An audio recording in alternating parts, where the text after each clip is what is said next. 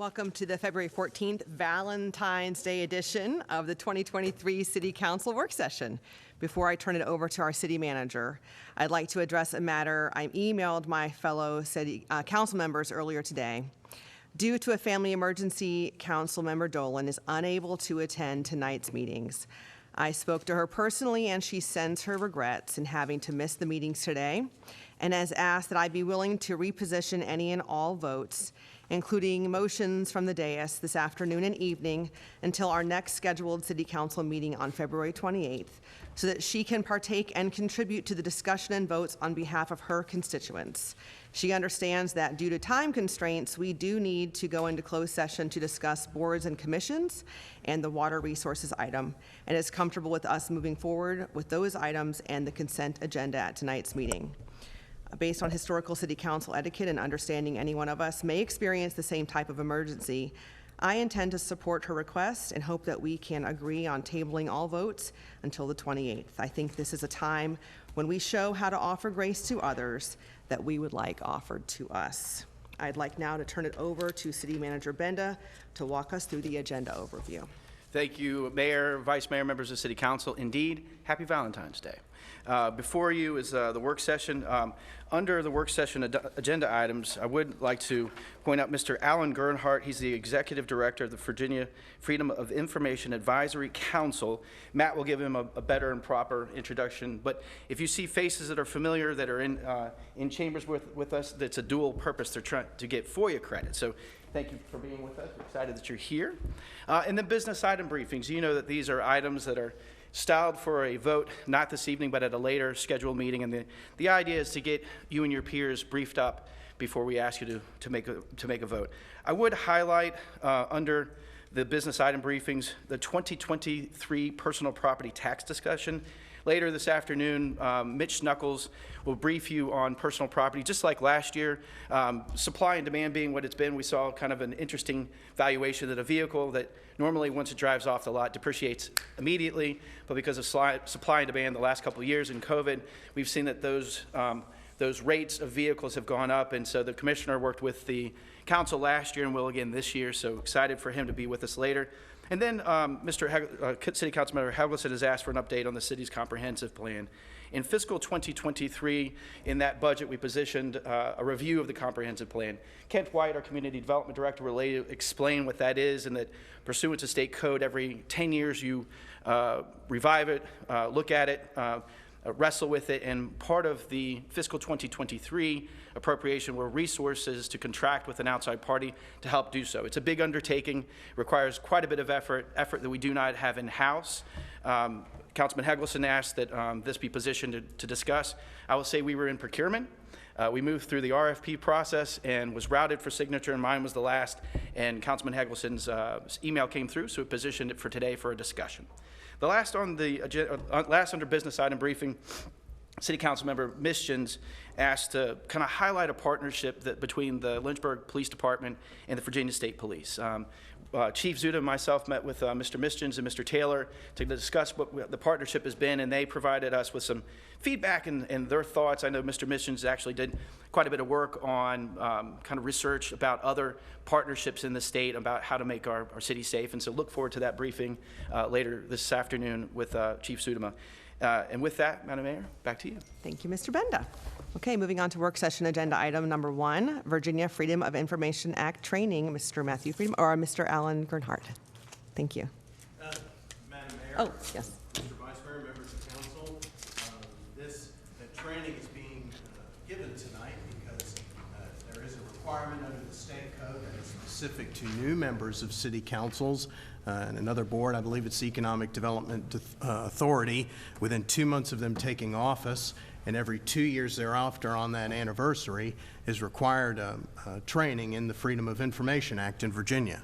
So we're lucky enough tonight to be able to have Mr. Gernhardt with us, who is the, as Mr. Benda had said, the Executive Director of the Virginia Freedom of Information Advisory Council.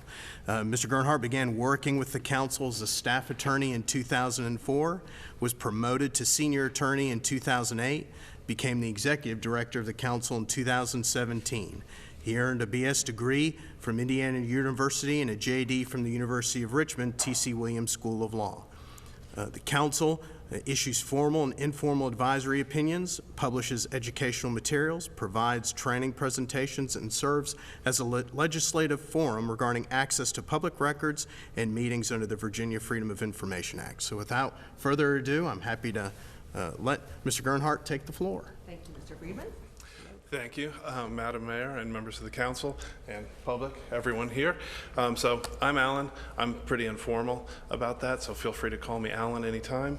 And we have a PowerPoint, so let's see if we can get that started. Okay, you should see up on your screen, this is the most important thing I can give you tonight. It's got our website, which has a ton of resources about FOIA. It's got our email address, and it's got our phone number. You can always email us and call us with any questions that you have. That's what we really do as staff day in, day out, is answer people's questions about how FOIA works, what it requires, what section of the code says this, that, all that stuff. Just on background, for anyone who has not already read FOIA, it is about 60 pages if you print it out single-spaced. We have about an hour, I understand, so even if I were to read an hour, a full page a minute, we couldn't really get through it all. So this is highlights. I do welcome questions at any time. Usually I find that when people ask the questions, that gets to the heart of what you really need to know anyway. I never feel tied to a PowerPoint. We'll go through it to use it as a reference, but feel free to ask questions at any point.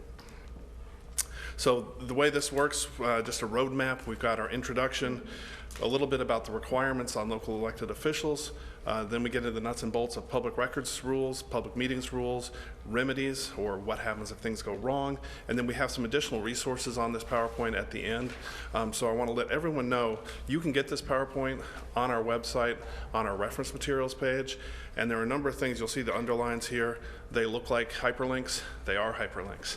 So if you actually go to the actual PowerPoint, you can go directly to the code and the other resources that are linked in the PowerPoint. So the way we go through the introduction, we're going to talk a little bit about the FOIA Council, what we do, a little bit about the purpose and policy of FOIA, but first, I always like to give people this roadmap about the structure of FOIA and how it's laid out. A lot of laws are organized into articles. FOIA is not, but you can generally group things into sections, with the general provisions in the beginning being the policy statement, definitions, some of the generalized requirements that apply to just about everybody. We then are followed by the records rules, which also include the training requirements, then the meetings rules for open, closed, and electronic meetings, and then finally the remedies sections. With the FOIA Council, we are a state legislative branch advisory council. The council itself is comprised of 14 members, 4 members of the General Assembly. There are representatives from the news media, from the public. There are state employee representative and local government representatives on there. So we get a wide, diverse viewpoint represented on the council. And they mostly serve as a legislative forum. Pretty much every year after General Assembly session, they'll refer one or more bills to the council for study. We'll study those during the interim and then report back to them for the next session. Again, day in, day out, most of what I do and my coworker, Joe Underwood, is we answer questions. We talk to citizens, we talk to government officials at state and local level, we talk to the news media, anybody and everybody who's got a question about FOIA. When we do training presentations like this one, we publish our advisory opinions and a bunch of educational materials, things like forms and sample letters. For anyone who ever needs a request letter or a response letter, we have drafts posted on the website people can use. And that's kind of the bread and butter, nuts and bolts of stuff that we do day in, day out. But it's important to note what we are not. We are not an investigative agency. We are not an enforcement agency.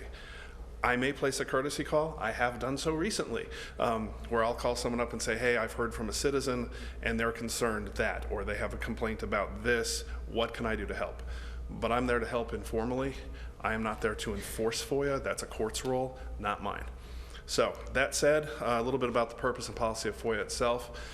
And rather than just read through this, because it's kind of boring if I just read you a PowerPoint, I like to ask everybody, why do we have FOIA? What words come to mind? And usually people go, okay, transparency, accountability. And I like to go down to some of the real basics of American government.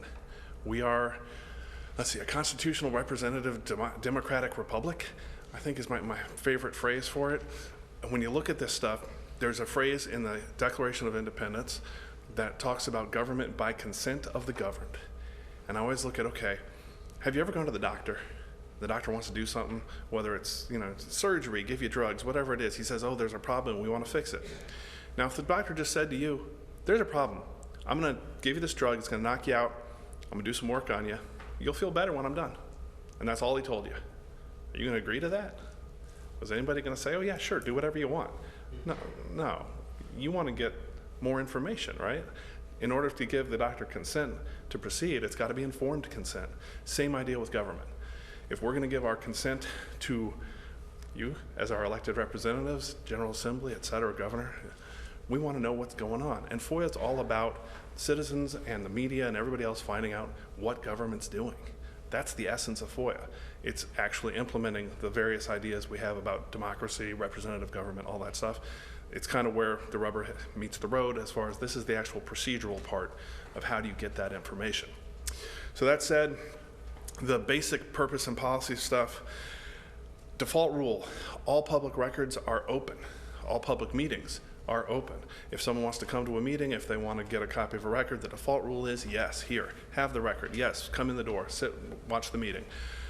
That said, there's approximately 150, I've heard some people say 170, depends how you count the subdivisions, but that many records exemptions, and I think we're up to about 55 or so meetings exemptions. So over 200 total exemptions where you can either keep a record secret or close a meeting. So there's tons of exemptions for different specific purposes, but the default rule is still everything is supposed to be open. It also says with all those exemptions, they have to be narrowly construed. So when you read them narrowly as they are written. Don't think of ways to stretch them or bend them in the light to make them fit different situations. It's not supposed to work that way. It is what it says and that's it.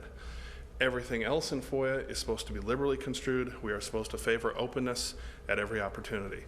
There is a line in the policy statement there that says everything we do at every level of government in Virginia is for the benefit of the people of the Commonwealth, and nothing we do is to be done in an atmosphere of secrecy. So this is our overarching statement from the beginning. I would note it's not on the slide. Two important points at the very end of the policy statement. One is it says that all elected officials or all public officials and employees shall make reasonable efforts to agree on the production of records with a requester. So anytime we're not sure, you can make a deal. Talk to the person. If something about a particular transaction means that the default rules of FOIA will not work, talk to the person and make a deal with them. In our experience, like 99.9% of the time, people will make a deal with you. It's not always, not 100%, but it's pretty close. The other part to keep in mind, it says for a local government, any local ordinance that conflicts with FOIA is void. So keep in mind, you can pass local ordinances as long as they don't conflict directly with FOIA. If they do, they would be void from the start. Okay, so the requirements for local elected officials, and I would note, I don't know if any constitutional officers are here. There was a case about 20 years ago, said constitutional officers are not public bodies. The following year, the General Assembly changed the law specifically to include constitutional officers as public bodies subject to FOIA, but only for records purposes. For everybody else in government, we're generally subject to both the records part, and for elected officials and appointed officials, also the meetings part of FOIA. The requirement, as Matt said, is get your training within 2 months of assuming office, then every 2 years thereafter. One note is the clerk, so Alicia, gets to keep the records of your training. On this point, I will say anybody who is here for this training and needs a FOIA certificate, please contact Alicia, let her know, and she will contact me and we'll have our administrative people prepare certificates. Something to understand is you don't have to have a certificate as a local elected official. All you have to do is report to your clerk that you did the training on such and such date, and then your clerk keeps a record. That can be an email, it can be a certificate, whatever it is. Doesn't really matter. Okay, with the other requirements, these are older. These have been around for a long time. It says, for all elected, re-elected, appointed, re-elected officials, you are supposed to get a copy of FOIA within 2 weeks of your election, re-election, appointment, reappointment, and you are supposed to read and become familiar with it. So good luck. Like I said, it's 60 pages, single-spaced, legalese, so it's some good nighttime reading if you're having trouble sleeping. But you are supposed to read and become familiar with it, and you can always get a copy on our website. We post it up on the homepage. One other note is sometimes there are other laws outside of FOIA that apply to affect access, whether it's to a meeting or to a record, and sometimes you'll require an interpretation of those laws that is independent from FOIA. When that happens, I'm going to refer you in this case to Matt or whoever is the local attorney, or sometimes like if it's a treasurer or commissioner, I'll refer people to the tax department, because by statute, I am limited to providing guidance on FOIA. So I will point out when I know there's another law that may affect things, but I can't interpret those and give opinions on them, only on FOIA. Some examples of those, court records, various laws applicable to local government meetings in Title 15.2, things on public hearings, posting notices of ordinances and stuff like that. That's all 15.2 stuff. That is not FOIA. There's similar laws for school boards under Title 22.1. And then the last one I mentioned there is a tax secrecy provision, and I like to just use it as an example of the difference between an exemption and a prohibition. In FOIA, like I said, there's 150 plus records exemptions. Almost all of them start with language that says, the following records are excluded from mandatory disclosure, but may be disclosed by the custodian in his discretion unless otherwise prohibited by law. So all that legalese means you don't have to release it, but you can if you want to, unless there's some other law that just says no. And that's a prohibition. So the FOIA exemptions, there are things like personnel records. You don't have to release people's personnel records as a general rule, but you can. And I'll ask, when you ran for election, did you release personnel records about yourselves? Did you tell people where you were educated, what your job history is, anything like that? Because all that stuff would be personnel records. But a lot of times when people run for election, they like to share that. If you were ever to hire, let's say you retired and they hire a new city manager, a lot of places like to say, hey, this new city manager is highly qualified. They have prior experience here, here, here, prior education here, here, here, and all these gold star on the resume things. That's an example of discretionary release where you choose to release stuff. You don't have to, but you choose to.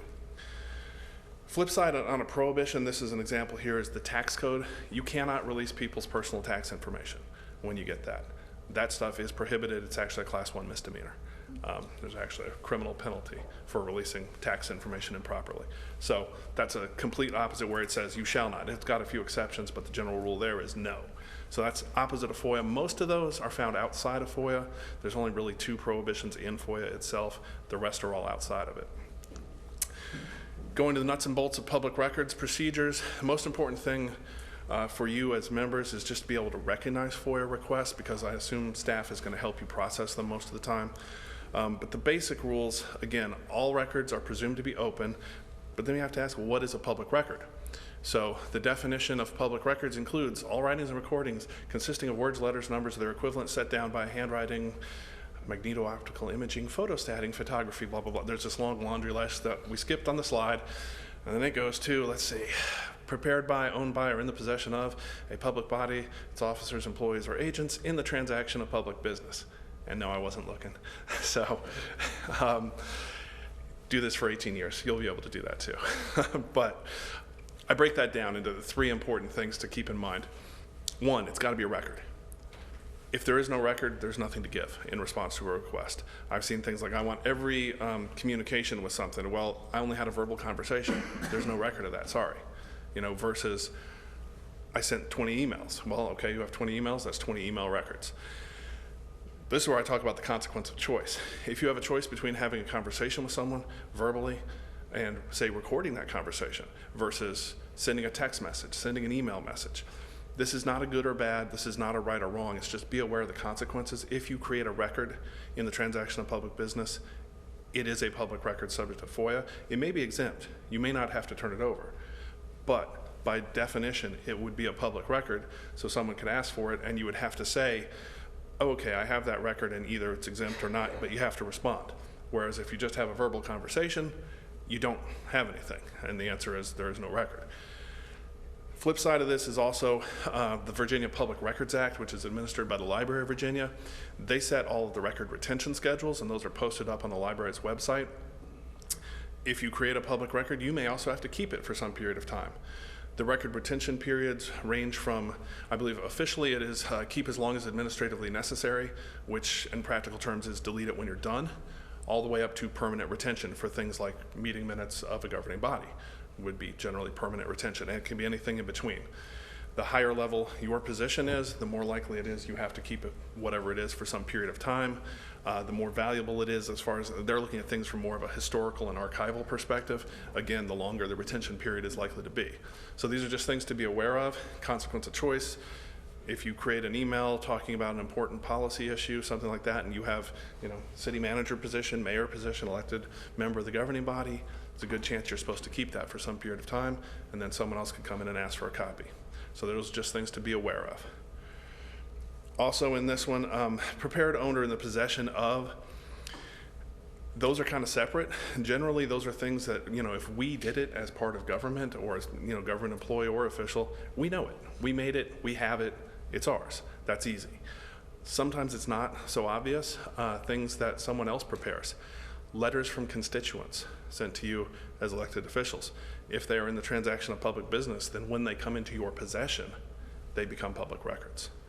Other things, sometimes someone else prepares, but we might own. This is usually by contract. The example I use, if someone was doing an environmental site survey, for example, taking a bunch of soil and water samples, and you have contracted with them to do that, typically at the end they produce a report. They hand you the report. That is the product that you own. It's now in your possession. That part is the public record. Sometimes we see somebody come in and say, well, I want all of the actual sample data for every water and soil sample that was taken. Usually, that's the contractors. They do that on their own. Unless you put in your contract that you own it, that is something they prepared, they possess, and they own. You get the final report, but not that sample data, unless you contract it in a way that means you do own it, in which case they might have prepared it, they might possess it, but you might legally own it, and therefore it would be a public record. So those are some of the nuances to be aware of for that part of it. And then the final, in the transaction of public business is really the most important part. Things that you do in your private lives, your personal lives, things that are not for transaction of public business are not going to be public records subject to FOIA. So easiest example in the world I use, my wife contacts me and says, honey, I'm running late. Can you pick up our daughter from school? Okay. That is not a FOIA public record because it's not about public business. It's about our personal private lives. That is something that's gone to court before, but general rule is still, just if it's personal to you, it's not public business, not a public record, not subject to FOIA. Some FOIA myths here, just go through this quickly. We're talking public records. FOIA does say the word information a lot. As of a few years ago, we did a pretty big revision of it to account for some redaction rules. But information is defined as the information contained in a public record. So we are still talking records. We are generally not talking about just mere verbal responses. FOIA does not require you to just answer questions in general, to give interviews, to provide explanations of things other than things that are in a public record. FOIA does give the requester the right to inspect or copy records, and it is their choice, not our choice. There's few exceptions for other laws in the code that just say inspect, but for the general rule, it is the requester's choice to either come look at records or to get copies of them. And this is where recognizing a FOIA request becomes important, because they don't have to say FOIA, and as you'll see at the end of the slide, informal versus FOIA versus formal requests, there's no difference. So if someone just comes in and says, hey, can I look at those meeting minutes? That is a FOIA request. On the same time, they can come in and say, I'd like to get a copy of those meeting minutes pursuant to Code of Virginia of 1950, Section 2.2-3700 et sec, which would be the formal lawyer way to say it, but it's the same thing. I want to see that, get a copy of those minutes. Both of them are FOIA requests. They don't have to say FOIA. Yeah, we already talked about exemptions. On charges, we'll go into that a little more in a bit, but the general idea is FOIA is not free. Some people think freedom of information, the information is therefore free. It's not, you're allowed to charge. Staff will generally handle details of that.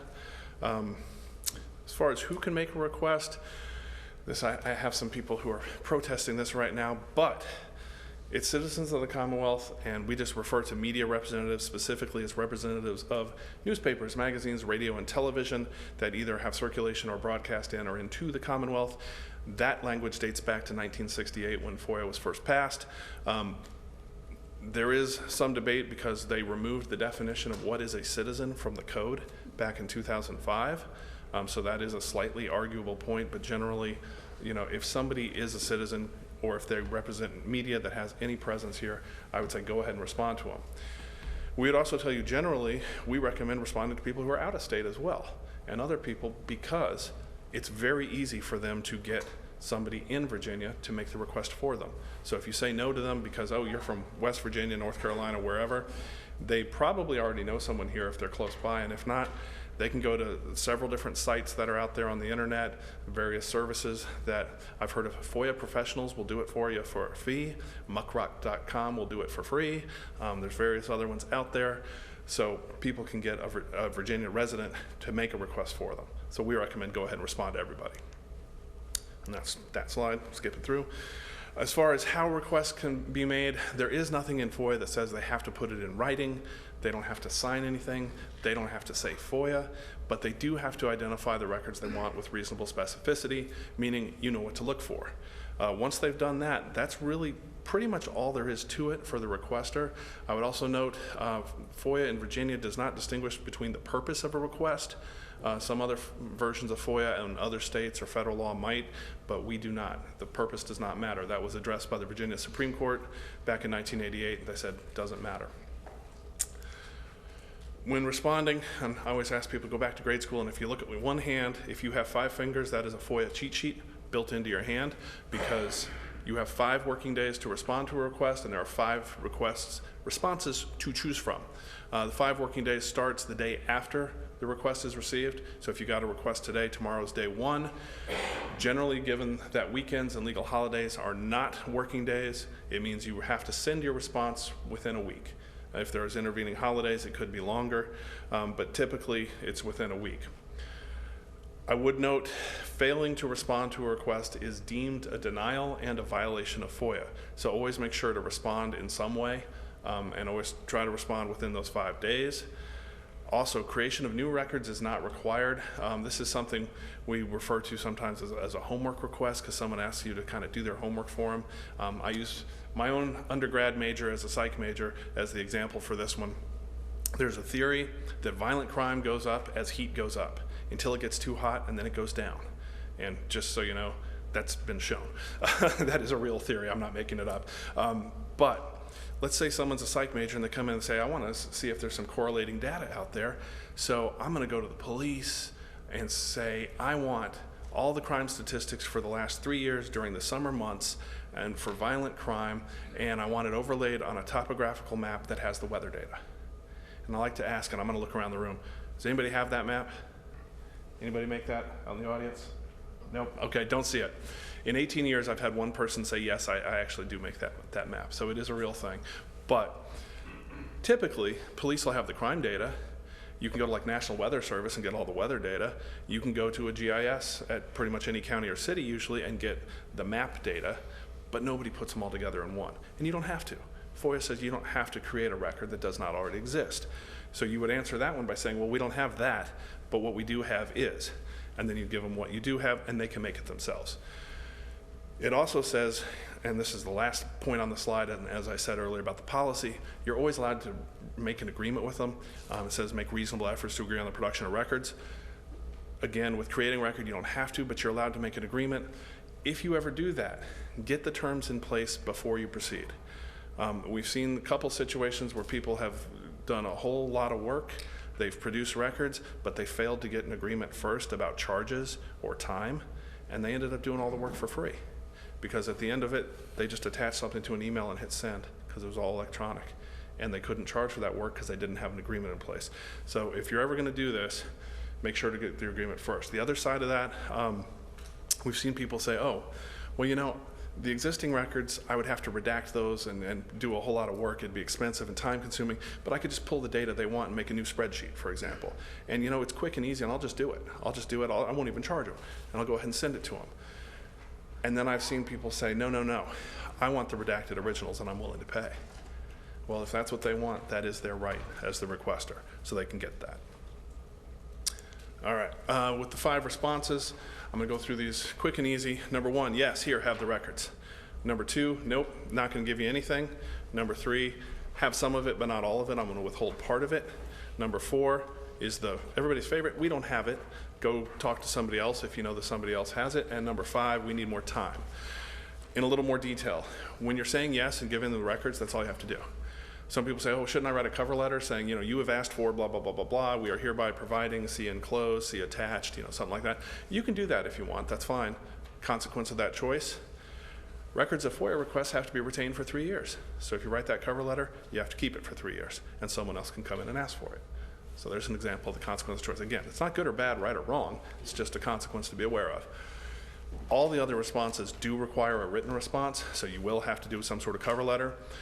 If you say no, in whole or in part, you have to cite your exemption or prohibition that either allows or requires you to withhold the records. You also have to cite the subject matter, identify that of what you're withholding. And if it's withholding entirely, you have to identify the volume of what you're withholding. If you're doing it in part, you don't have to ID volume because usually they can just see what's missing or blacked out. With the number 4 response, the records could not be found or do not exist. The only tricky part of that is if you do know somebody else has it, you have to provide contact information so the requester can go to the other public body to get it. Typically, that's things like, let's say it's not a city record, it's a county record, and so you'd say, we don't have it here at the city, go contact the county's FOIA officer, something like that. Last one, additional time. You always have the 5 working days to respond. If that's not enough, you can invoke 7 additional working days. That gives you 12 total. If that is not enough, the next step is to negotiate with the requester. Again, it says try to make reasonable efforts to agree on the production of records, but if you cannot reach an agreement, you can petition a court for more time. I will tell you, in the 18 years I've done it, I've heard of that happening maybe 3 times or so, and out of 50 years of FOIA, 55 now just about, I think I've seen 1 case on that went up, and I've seen no copies of those petitions ever, so it's extremely rare that someone would petition a court. Normally you can make a deal. With redaction, keep in mind, you can only withhold the portions of a record that are actually exempt. If a record is mixed, you have to redact. You have to give them the part that's open and only withhold the exempt portions. With charges, I'm assuming staff will be doing most of the charges. Some important things to note, though, it's the cost to the public body. It is not the cost to the individual. If you choose to work on your own time, you would still only pay whatever your rate is as an employee or as a member of the council. You would not charge, like we've had it was a county supervisor wanted to charge his professional rate, which was 150 something an hour at the time. And we said, no, you have to charge your rate as a supervisor, which was more like 10 an hour, which sad truth, but that's the way the law is written. Charges have to be reasonable. That is one of the questions I cannot answer. Only a court can actually say whether charges are reasonable. I always tell people, think sticker shock. And if you were on the other side and you go, oh my God, this is crazy, well, try to rethink it, try to lower it if you can.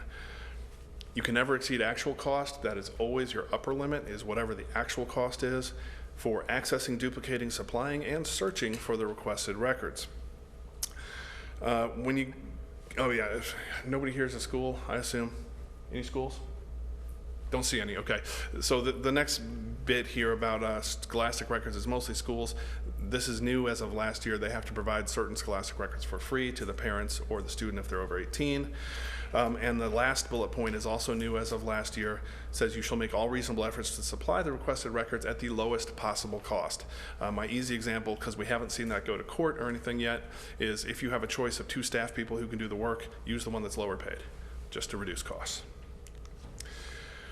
Also new as of this past year is before searching for the records, you have to notify the requester of their right to get an estimate and your right to charge them. In other words, nobody gets surprised by the charges. If they ask for an estimate, you do have to provide it. When you do, that stops the clock until they respond. And if they don't respond within 30 days, the request is deemed to be withdrawn. There's also provision, and let me see. Advanced deposit there, so 3rd bullet point down. This is anytime you estimate the cost to go over $200, you can get the money up front. Again, when you send the letter for the advanced deposit, that'll stop the clock until they actually pay the deposit. Last one is if there is a bill that goes unpaid, so this typically is if the charges are less than $200 and they don't ask for an estimate, then you would go ahead and provide the records. And sometimes a bill goes unpaid. If it does go unpaid more than 30 days, you do not have to respond to any more requests from that person until they pay the outstanding bill. These are some of the general exemptions. Anybody have questions about them? Or I'm going to skip through because I know we don't have a lot of time right now. Just get into the public meetings rules. So again, Policy on meetings, they have to be open by default unless you go through the procedure to have a closed meeting. We're going to talk a little bit about what is a public body, what is a meeting, and then a little bit of nuts and bolts on open, closed, and electronic meetings. So definition of public body, I think we broke this into 4 subsets. Big obvious one is the first one. It's you all at the city council level. It's the county board of supervisors, planning commission, the school board, all the things you would expect to be public bodies generally are. The tricky bit comes with the next bullet point here. Any committee, subcommittee, or other entity, however designated, of the public body created to perform a delegated function of the public body. That is also a public body in its own right. So if you all set up a committee or subcommittee and give it a delegated function, it is a public body. You could also call it a task force or a panel or a work group or anything you want to. It's still a public body if you've given it some delegated function or advisory capacity of the city council. Tricky part is if, for example, Madam Mayor, let's say you're interested in, I don't know, historical sites, and you asked for citizens to come forward about, okay, we need to decide on priorities for historical preservation of certain sites. Can you give me some input, and I'm going to put forward these ideas to council later on my own. That citizens group is not a public body because it wasn't created by council. It's created by an individual member. Whereas if the council had done the exact same thing with the exact same people and said, we want you to report back to us, it would be a public body. So that's an important distinction there. We also include the other organizations, corporations, or agencies in the Commonwealth that are supported wholly or principally by public funds. This is where we catch tax-exempt organizations and charities sometimes. If they are supported primarily by, well, principally by public funds is the legal term. We've said as a rule of thumb, anything with 2/3 or more support is clearly, that's the principal source. It could be less. We have seen, I think it was a 501c3, where a court ruled they were just over 50% of public funding, and the court ruled they were subject to FOIA, partly because of the function they were carrying out. So that's where you see some of those other organizations. I think area agencies on aging would be examples, some other things that come up. And last, I already mentioned constitutional officers are included, but only for records, not for meetings. With the definition of meeting, it includes meetings including work sessions. Obviously, you don't have this issue, but periodically I have people call me up and say, well, it's just a work session, not a meeting. I point them to this. This is statutory language. Work session is a meeting by definition. So when sitting physically or electronically, and the next part is important, as a body or entity or as an informal assemblage. Virginia Supreme Court in 2004 looked at that language and said it means you have to be having a real-time, simultaneous communication. They were considering whether email could be a meeting, and it's possible, but in that case there was a delay of at least 4 hours between an email being sent and a reply that was sent back, and they said because of that delay, there was no element of simultaneity, and so it wasn't an assemblage, and so it wasn't a meeting. So again, with that delay, not a meeting.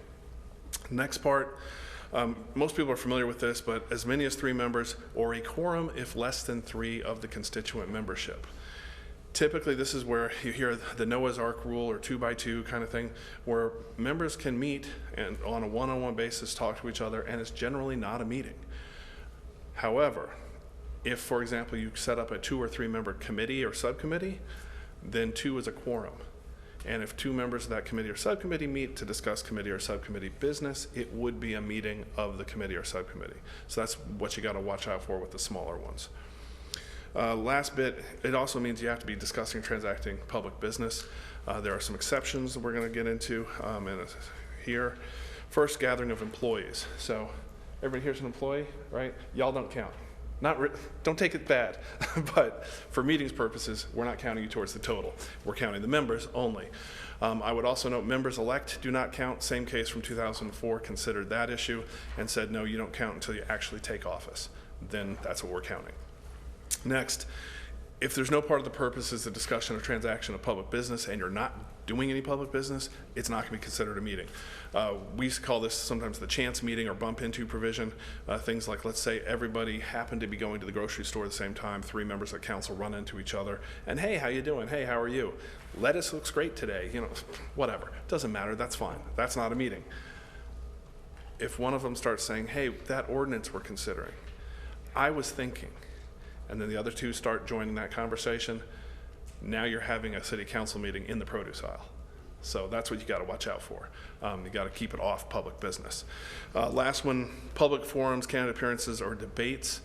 This is where you may be talking public business, but it allows for things like, let's say, next election, you have an opponent, you arrange a debate with your opponent, and the other members of council want to come and listen. And they want to be in the audience, and they're just there to listen because they realize, one of you is going to win, and we're going to work with one of you next time. I want to know what your positions are, so I want to go hear what you have to say. That's fine, as long as you don't turn it into a council meeting by discussing business with the other council members. As long as you're just there in the audience to listen to what the people on the dais are saying, fine, no problem. We've also seen this problematically a little bit with things like citizens inviting people to a political action committee meeting or a political party meeting, or even a chamber of commerce or some sort of business dinner. A local chamber wants to give a member an award, for example. The other members want to come and celebrate, hey, congratulations on your award. That's fine. That falls within the exceptions because it's not about public business. But we had one where I think it was Chamber of Commerce wanted to invite everybody to a breakfast to discuss next year's capital improvement plan. And they wanted all the members of their local governing body there to discuss the plan. And we said, well, that's going to be a meeting of the governing body because of what you're doing. And they said, oh, we don't want it to be that. Well, sorry, but that's the way it is. Just keep in mind, as members, you kind of wear that hat wherever you go, as long as you're a member. For open meeting requirements, this is the procedural stuff. You got to have notice. Notice has to have date, time, and location. I would note it is notice to the public. FOIA doesn't cover notice to the other members. That's under Title 15.2. And for local bodies, you have to post in the 3 locations. First, your official public government website, if you have one. That became a point of contention with a lower court case that said it must be a .gov website to count for that purpose. That was not the intent, and so they changed the definition. It's basically a website under your control that you use for that purpose, because we know in practice localities have .gov, .net, .org, .com, all sorts of different domain names. So it's whatever you actually use for the purpose. They didn't also want it to be like just one member posting on their personal Facebook page, oh, we have a city council meeting coming up. That's fine, there's nothing wrong with doing that, but they don't want people turning to that as the official page. So it's whatever the official site for the city would be. Next, prominent public location in which notices are regularly posted, and then office of the clerk or chief administrator. Typically that's going to be a bulletin board or 2 probably here in City Hall. Could be public library, local courthouse, various things like that, wherever people look to see their notices. For regular meetings, you have to post 3 working days in advance, and you do not count the day of the meeting. For special emergency or continued meetings, those have to be posted at the same time the members are notified, and it has to be quote unquote reasonable under the circumstance. Again, reasonable is something only a judge can rule on. I will tell you the shortest I have ever heard of was 11 minutes between a meeting being called and the meeting starting. There was a complaint in their local paper about it. The editor wasn't happy, and they wrote up about it, but nobody sued them. So we didn't have a court ruling, and I can't tell you whether that was actually reasonable or not. Generally, I say use your judgment. If it's a situation where you have time and you can use 3 working days, then give 3 working days. Sometimes there are deadlines and other things come up unexpectedly, so it can be less. Just depends on the circumstance. Last bit here is direct notice to those who request it.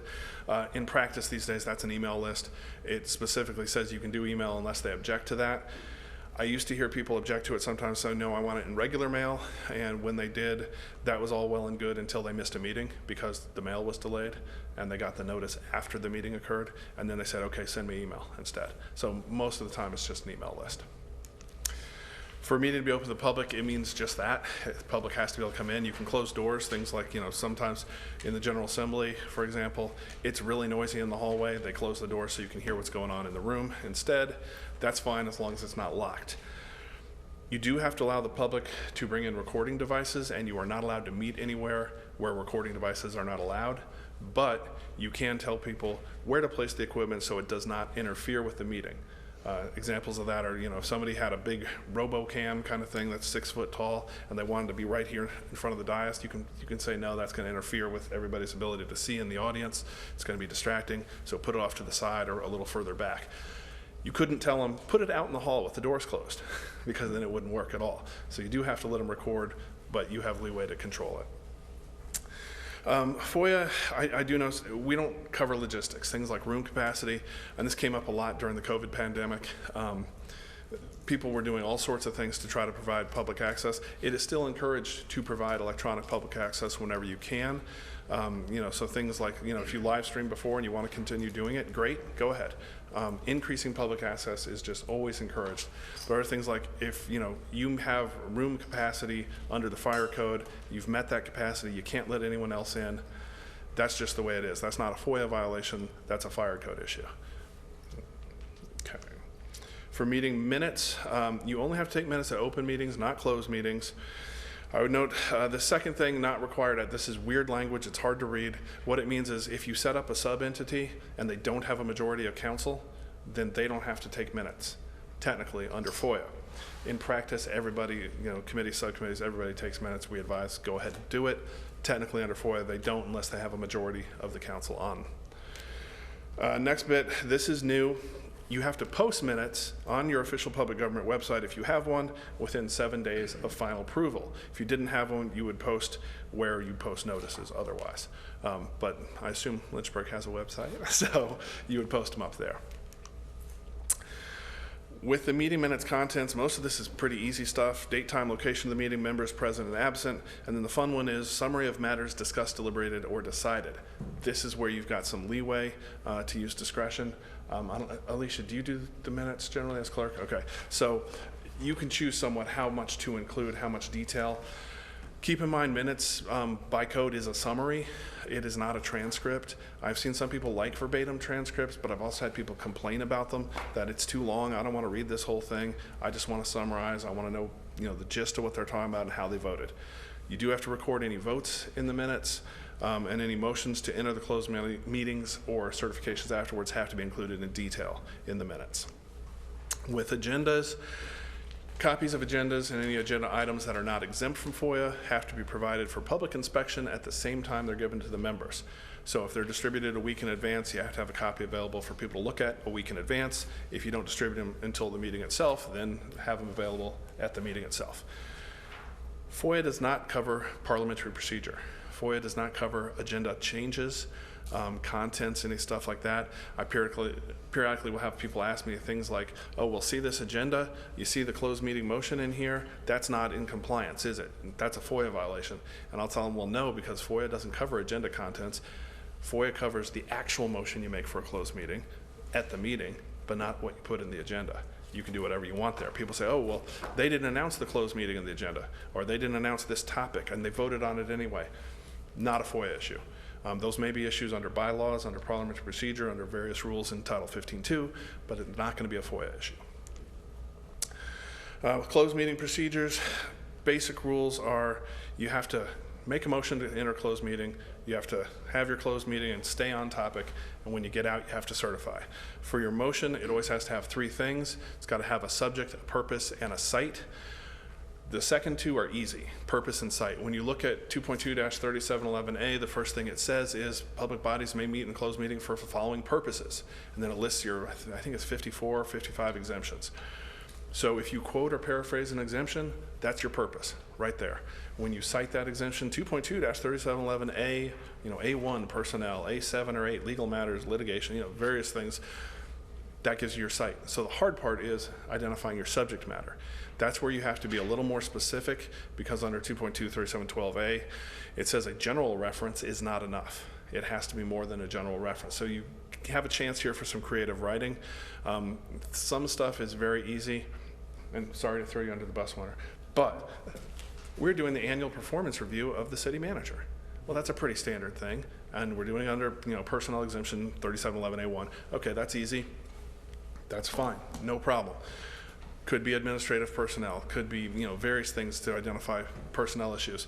Legal matters, could be a contract dispute, could be current litigation you're going into. It could be a whole lot of things where the idea is you have to say something more than what's in the exemption, but you don't want to be so specific that you're defeating your whole reason for having the closed meeting in the first place.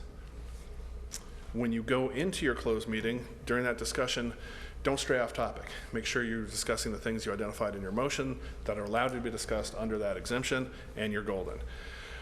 You don't have to take minutes in a closed meeting, and I'll say once again, consequence of choice.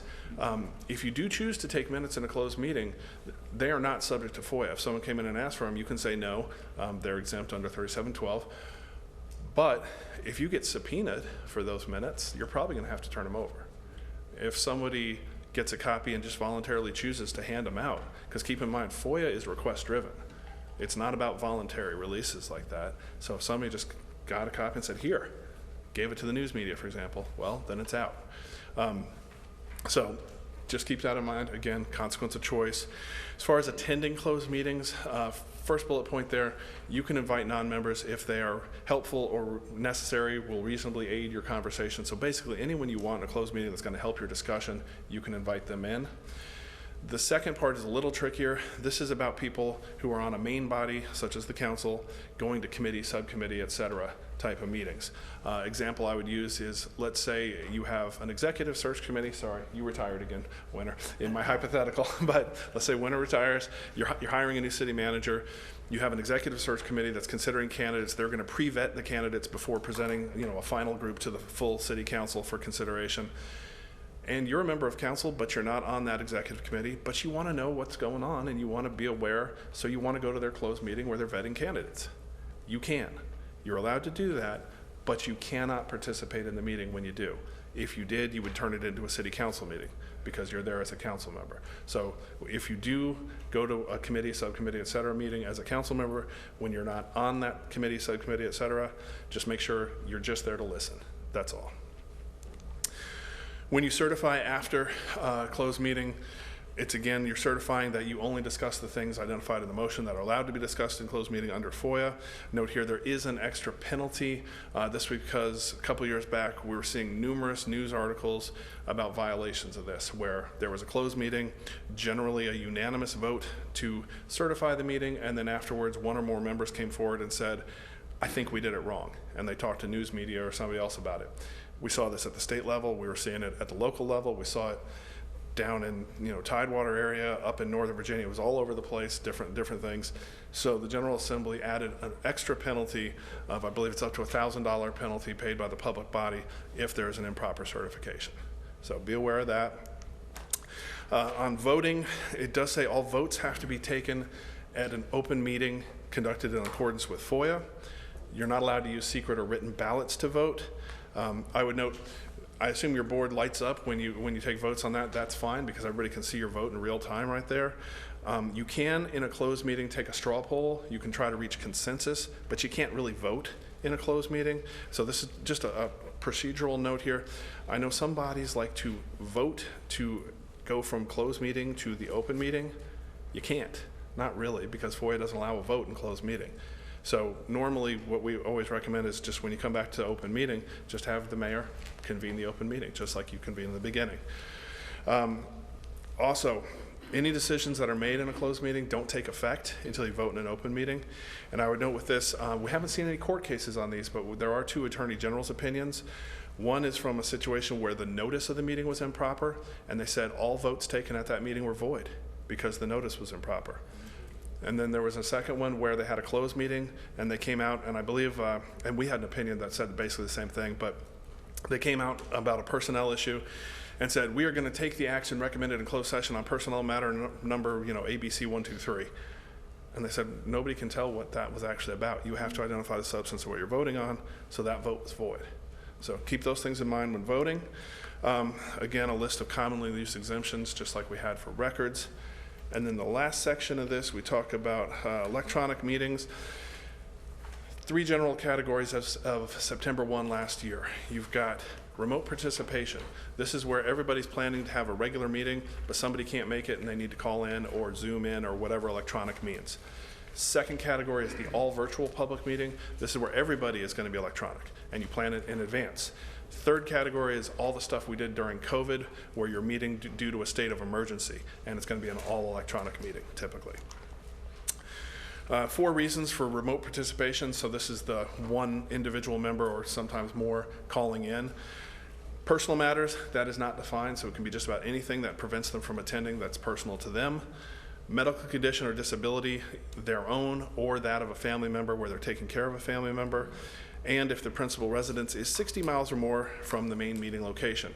That does not typically happen with most localities most of the time, but let's say, for example, you were doing a retreat somewhere and you were traveling over 60 miles away and one member said, no, I got to stay home, my kid is sick, so let me call in from home, something like that. All of those do require you have a participation policy in place first and that you have a physical quorum assembled at your main location. You do not have to open those remote locations to the public. That used to be a requirement for certain state meetings, but it is pretty much just gone now for this. And then the last is a limitation that you can do personal matters twice per calendar year or 25% of your meetings, whichever is greater, rounded up. And I know there is a bill in the General Assembly that would increase that number, so that may change as of July 1st if that bill passes. For all virtual meetings, I'm just going to skip to the end to note additional procedural requirements. There are 10 enumerated requirements there, so I'm going to refer you to your clerk and your attorney to make sure you're in compliance when you want to do the all virtual. But some highlights on this. As City Council, you can't do it. The General Assembly said no for local governing bodies, but your committees, subcommittees, other entities could do it. So other entities potentially could, so you still should be aware of it. Again, you have to have a participation policy, but because it is all virtual, there's no quorum requirement. It's again limited, just like personal matters, to 2 or 25%, whichever is greater, rounded up. You also cannot have all virtual meetings consecutively, so you always have to have a regular in-person meeting in between all virtual meetings. And again, there's a total of 10 different requirements for this, so it's a lot of stuff. Last bit, this is the stuff everybody did under COVID, so I'm just going to ask, do you have any questions about that? Okay, seeing none, I think everybody used this for a couple years, so most people are familiar. Just to note, members can always call in or Zoom in or whatever to monitor a meeting, even if you can't meet the procedural requirements to participate. You can still monitor, meaning listen or watch, depending on the technology used. If you are doing the electronic meetings under FOIA or the states of emergency stuff, you can fully participate, vote, make motions, all that stuff. But if you cannot meet the procedural requirements, then you can only monitor. Public and staff can always join in, participate. However, if you allow public comment, you can take public comment electronically, all that stuff, because they don't count. The limitations are only applied to the members. Public and staff can always use electronic means. And I would note, it does link to the electronic meetings guide. Just FYI, that's a 17-page guide, so we're going really fast through this stuff. Just note here, FOIA and social media. Most forms of social media these days, whether it's Twitter, Facebook, YouTube, all this different stuff, allows people to not only create a record, but also to meet in real time and in groups.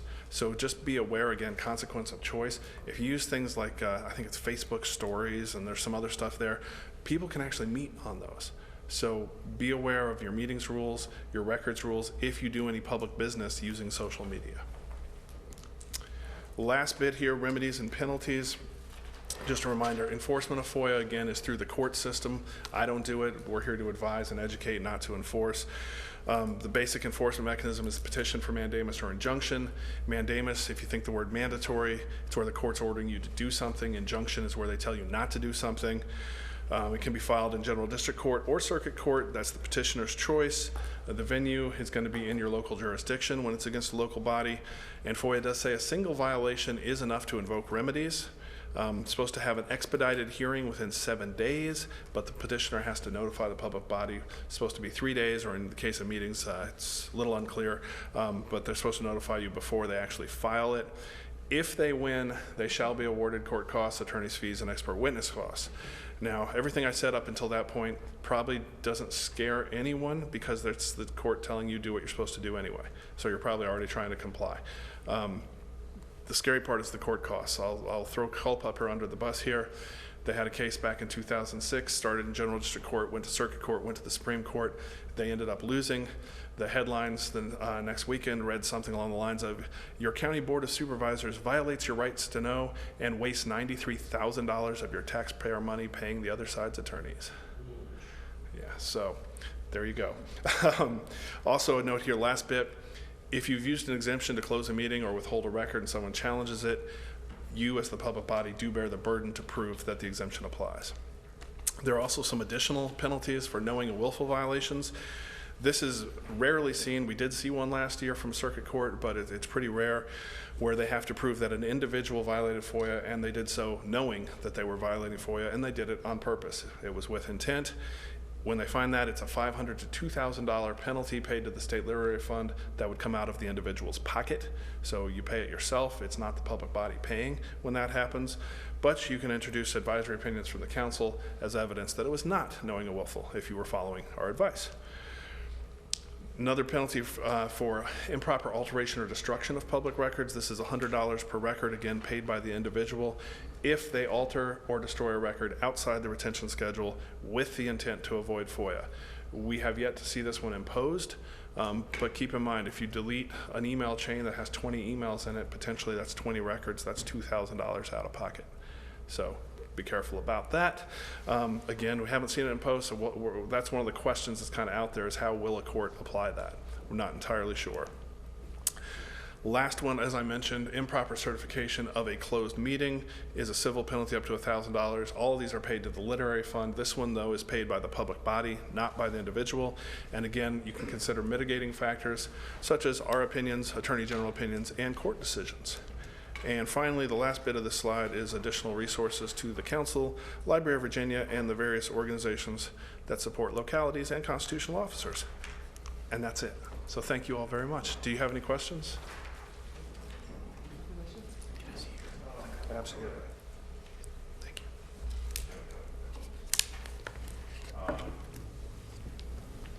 So, one is, I'm going back to slide 50.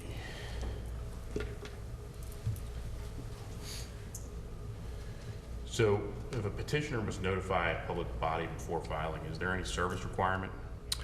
It's not a specific service requirement with legal service, because we recognize a lot of people act on their own and they're not attorneys, and so it's just actual give a copy of the petition to the public body.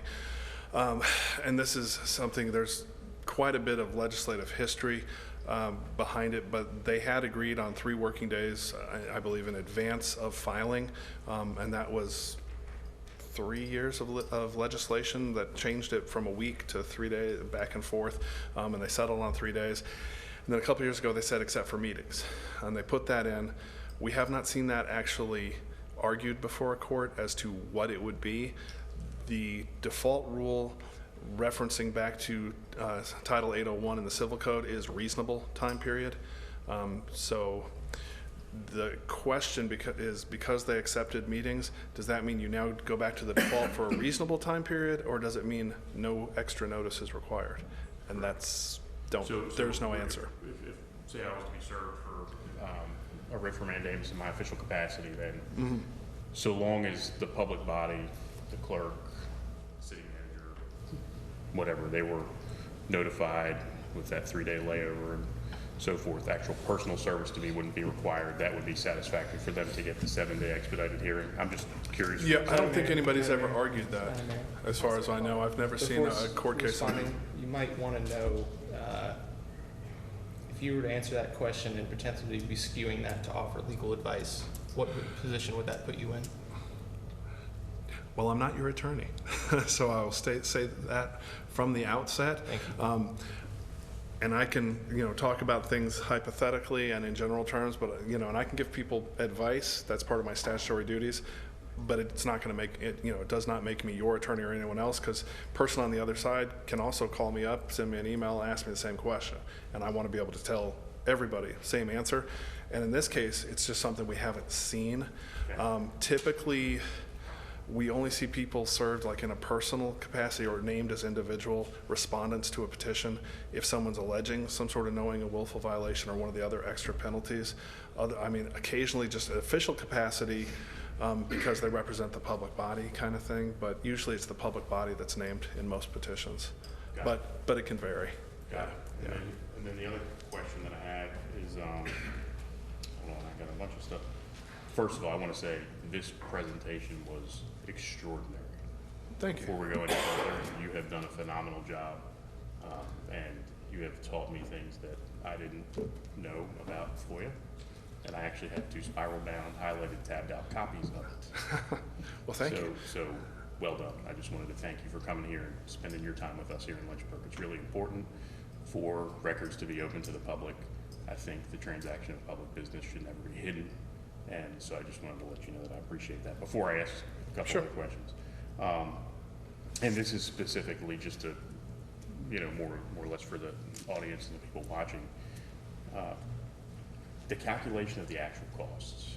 I thought that was interesting that you said that we need to make sure we do it at the lowest cost possible. So what does that look like? Is that the actual man hours of the staff person preparing the records or the physical copies? What is that? Yeah, that's again new language as of July 1 last year. So again, my easy example is you got a choice of a higher paid person doing the work versus lower paid, and they're both capable. Use the lower paid person, or at least charge the lower rate, even if the higher paid person does it. That's why you're charging lowest possible cost. But we haven't seen the court approach that yet. So I mean, I've had some people say, no, that means you have to make every single effort, but I think it's reasonable efforts, it says in there. So again, reasonable is something only a court can rule on. So, I think if you have a choice of 2 personnel and one's paid more, that's an easy one. That's an easy choice. Other things, again, FOIA just always encourages people to make agreements. So I always encourage people to talk to requesters, because one of the big problems with costs we've seen is electronic records and the sheer volume of email, text messages now, and various other records people have. And so someone comes in, I use the AG as a real example, and this is, I guess, pertinent here. They were talking a few years back, you probably remember, they were going to close Sweetbriar College. All right. There was a woman, I believe she was a graduate, who asked the AG for all the records about Sweetbriar College. She got an estimate, and this was, 10 years ago or so roughly, $19,500 for your FOIA request. So I know it's not true with supply issues now, but then you could buy a car for that, right? So I always said, you want your records, you want a car. But she complained and wrote to the Times-Dispatch. They wrote up an article. You can go find it in their archives if you want to. But what happened, I talked to the AG's office, and they said, the problem is the way she phrased her request, it's going to require all of us to search all of our records for anything about Sweetbriar College. That's 600 employees. 400 of them are lawyers. So that's 400 people charging attorney rates to do a search for records. So again, the practical reality, they negotiated with her. They got it down to the people who were actually involved, a certain time period, and looking for the records she really wanted. I understand it was still several $100 because there was a lot of stuff and a lot of search time by attorneys, but that's a lot better than 20,000. So a lot of the time, these things do come down to negotiation and communication. Thank you very much. And again, thank you for your time. You're welcome. Any other questions? Vice Mayor Feraldi? Just out of curiosity, I'm going to say it's just jokingly, where does the General Assembly get off that they can meet together with 50, 60 of them and not be a meeting, but only 3 of us can get together? 2.2-3707.01. That's where. It's a necessity at some level, because I have 7 of you, 1 missing today, 140 of them. If we were to say that rule of 3 or rule of 2 applied to them, they could never cross the street. What is the bar? Do you know? Quorum. If you look in, it is 2.2-3707.01 subsection B, where you'll find it is basically any sort of meeting, a floor session of the General Assembly, committee, subcommittee, committees of conference, study committees, all that stuff that are the official General Assembly bodies. They have to have a quorum present. So their rule is a quorum. I would note, and I always have to teach General Assembly members, they wear usually at least 2 hats, because most of them serve on other bodies, and those other bodies are still under the normal rules usually. It's just the General Assembly bodies that are under the special rules. The other part is constitutionally, each house has the constitutional authority to set its own rules of procedure. So we saw that used during COVID, for example, where they said, no, we're doing this. And well, that's their constitutional authority. They don't actually have to follow FOIA because of that if they set different rules of procedure. So. The only other question I had, I've always joked, so this one is the government phone. Okay. This one with the lovely lady on that, it's my personal phone. Sure. Now, It's my understanding, because this has been brought up with me with multiple conversations with some folks on this dais and just others, and it's been my recommendation that FOIA follows you, not the device, not the account. Right. And if you could just affirm that, also understanding that Sure. our previous Easily. question, you're not the attorney, but Yeah, my joke is we don't have the Hillary Clinton email server problem that was around a few years ago because we don't care. Under that definition, I mean, that was the statutory definition I put up there just with the little ellipses. It says, however stored, regardless of physical form or characteristics, any of these records. It doesn't say personal account, private account, any of that other stuff. So government issued account, personal account, if you use your home computer and home email, if you still have a BlackBerry and you use a BlackBerry, I mean, it doesn't matter. Any of that stuff can be a public record. It's whether it's something prepared, owned, possessed by public body, officers, agents, employees in the transaction of public business. If it is, then it's a public record subject to FOIA. Yeah. thank you very much. You're welcome. Okay, I have two quick ones, I think. All right. Group texts. So if there's Sure. more than two of us on a group text from anybody and it's regarding business, I would assume that is still a meeting. Can be. All right, let me give you two cases. The first was the 2004 case I mentioned, Beck versus Shelton. That was the email with a delay of 4 hours or more. There was a 2012 case, it was Hill versus Fairfax School Board, where the emails were about a minute and a half apart. The petitioner in that case actually showed us their evidence at one point, so much shorter period of time. But, and you'll see it in the court's opinion, only one-on-one emails. They said the only email that went to more people was a distribution with no replies. And so because of that one also was not a meeting. So we would say, instant messenger is clearly out because it's instantaneous if you have a group of 3 or more or the quorum. But even a text message, I would recommend against it. Okay. I would recommend against putting the entire city council on a CC line of an email. Because with both of those, if 2 members respond at the same time and start talking public business, well, now we have the factual pattern where it is electronic communication, it is creating a record, it is real time, it is public business, so it's also a meeting. So that is potentially a meeting. So I recommend against it. What we do recommend, especially with email, if you want to distribute something to your fellow council members, send it to a staff person. Have the staff person have the group list on the BCC line. They send it out to you. Even if you hit reply to all, still only goes back to the staff person. That way it creates a buffer so that you don't inadvertently have a meeting in real time when you don't intend to. The other thing it does is it allows staff to archive the records. And that way you can comply with record retention periods, and it enables them to answer future FOIA requests for those records. Okay. This is something, cautionary tale coming out of, I believe it was Fredericksburg about 20 years ago, where members had their government accounts, their personal accounts, personal computers, government-issued laptops, all this other stuff, and they got sued under FOIA. And if I remember right, court ordered them to produce ghost copies of their hard drives from their personal computers and this, that, the other, so they could have forensic IT people searching all this stuff for the records because they were using all of it. So they implemented the policy of always send stuff through staff if you can, otherwise CC staff or forward them copies of everything that's public business. Staff that way will have copies. If you follow these rules, you will never have them searching your personal computer because staff has everything already, and that facilitates FOIA requests. Okay, second question.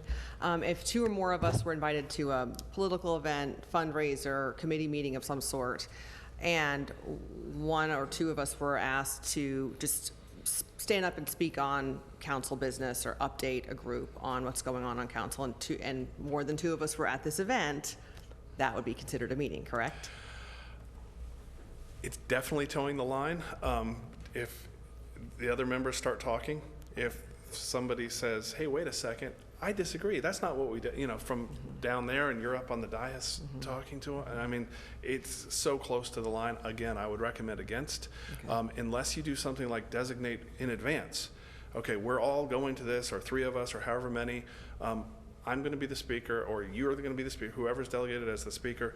The rest of us, keep it innocuous, don't talk public business, and be strict about it. One of the problems there is always public perception, because even if you're doing it completely above board and you're not talking any public business, there's always going to be somebody who says, I saw 3 council members together.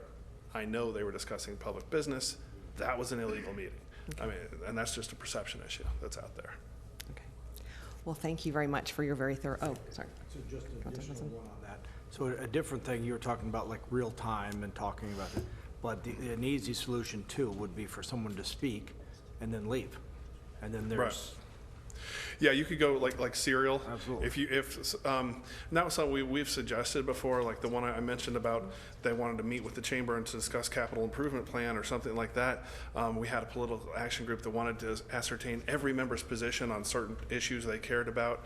And it's one of those, if they went one at a time and one on the dais and the rest not participating in the discussion at all, then at least in theory, that would not be a meeting. There's, again, always the caution about, everybody shows up at the same time, you park in the parking lot, you see each other, you walk in together, what are you chatting about? Right. You gotta be careful with all those things. And then you'd obviously want to avoid people that are in attendance of this event trying to discuss city business with the If there's the members group of council yeah, before, and after, or during. it's one of those, so. FOIA does have a provision there saying it's Right. not meant to discourage us from discussing things Right. with citizens. Right. So you can certainly talk to a citizen. The cautionary is if you got two other council members Working. right there and they start joining the conversation, now it's a council meeting. Okay, Yeah. all right. Well, thank you so much. We appreciate your hard work, Mr. Gernhardt. Have a Thank you great for night. having me. Thank you all. Okay, moving on to our business item briefings. Agenda item number 2, Harrisonburg Redevelopment and Housing Authority bond issuance. This item will appear before council for action on February 28th, 2023. Dr. John Hughes, how are you? Thank you, Madam Mayor, Mr. Vice Mayor, members of council. This briefing is for your upcoming public hearing on February the 28th. The property owner, Wesley Lynchburg Housing LP, intends to renovate the existing senior housing units on Long Meadows Avenue using rental housing revenue bonds. The owner requested the bonds through the Harrisonburg Redevelopment and Housing Authority due to an existing working relationship and a more favorable rate. Outside of approving the use of the bonds, the city nor local housing authority are obligated to this project. Ms. Tina Neal with Wesley Lynchburg Housing is here, as well as Ms. Ann Curtis Saunders with McGuire Woods, counsel for the owner. To briefly explain the process, and also Ms. Mary Mayrose with Lynchburg Redevelopment Housing Authority is here if you have any questions from our local authority. Thank you. Ms. Curtis Saunders up. Thank you. Good evening, Madam Mayor, members of council. I'm Ann Curtis Saunders with McGuire Woods. Thanks for having us here tonight. And I also have Tina Neal here with Wesley Lynchburg Housing. And as Dr. Hughes just described, they've requested the Harrisonburg Redevelopment and Housing Authority issue up to $14,855,000 in tax-exempt revenue bonds to assist them with renovating Wesley Apartments. Which is, as you know, an affordable residential rental housing development here in the city. To issue the bonds tax exempt, we need each of the Harrisonburg Housing Authority, the Lynchburg Housing Authority, the Harrisonburg City Council, and this council's approval of the financing. To date, we have the Harrisonburg Housing Authority, Lynchburg Housing Authority, and Harrisonburg City Council's approval. And so we hope that you'll consider a resolution at your February 28 regular meeting approving the financing and also hold certain public hearings required under both state and federal law at that time. And I should reiterate, as Dr. Hughes said, that there will be no liability to the city for the issuance of these bonds. Happy to answer any questions you have about the process, and Ms. Neal can answer any questions you have about the project. Okay, thank you. Any questions? Anyone? No? Okay. Well, thank you very much, Ms. Saunders. Okay, moving on to agenda item number 3, Campbell County Stormwater Management Maintenance Agreement. This item will appear before council for action on February 28, 2023. Mr. Andrew Lagala. Good afternoon, Madam Mayor, Vice Mayor, members of council. This business item briefing involves a stormwater management maintenance agreement between the city and Campbell County as part of the construction process for the Freedom Aviation's new 19,600 square foot aircraft hangar and adjacent apron expansion at the Lynchburg Regional Airport.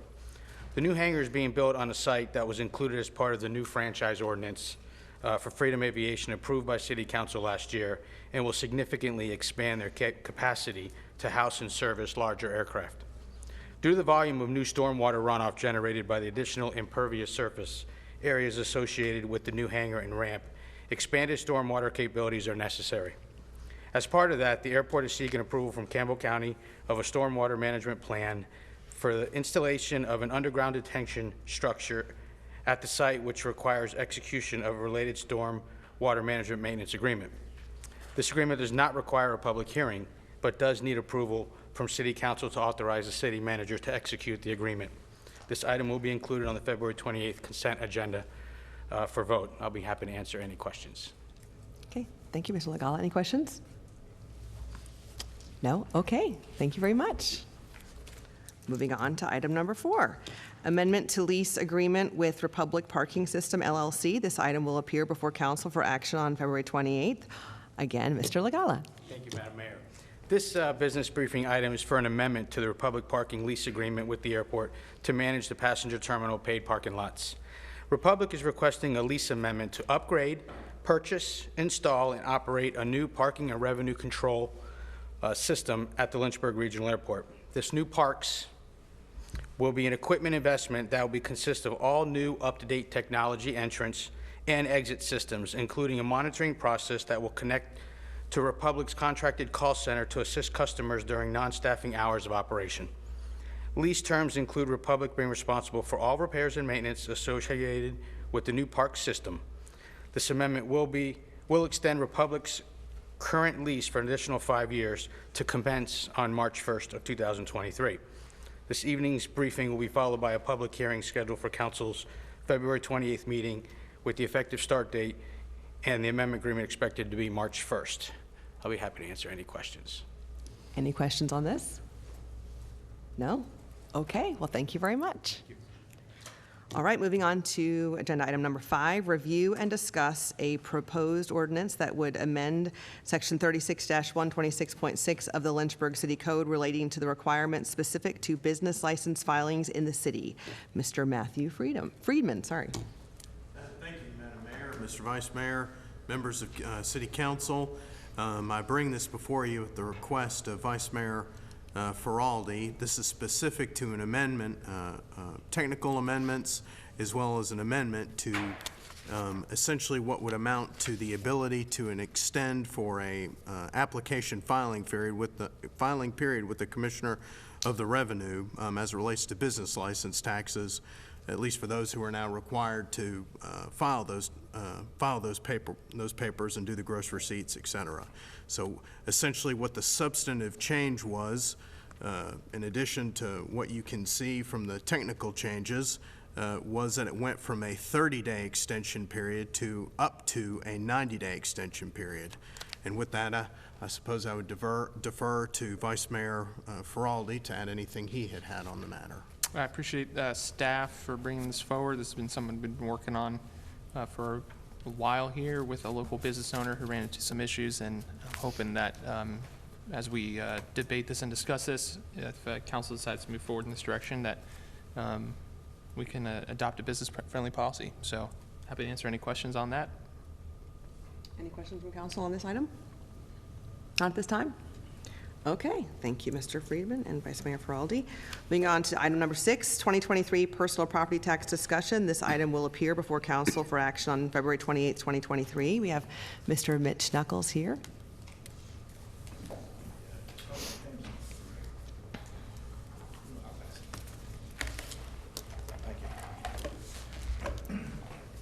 Madam Mayor, Vice Mayor, member of council.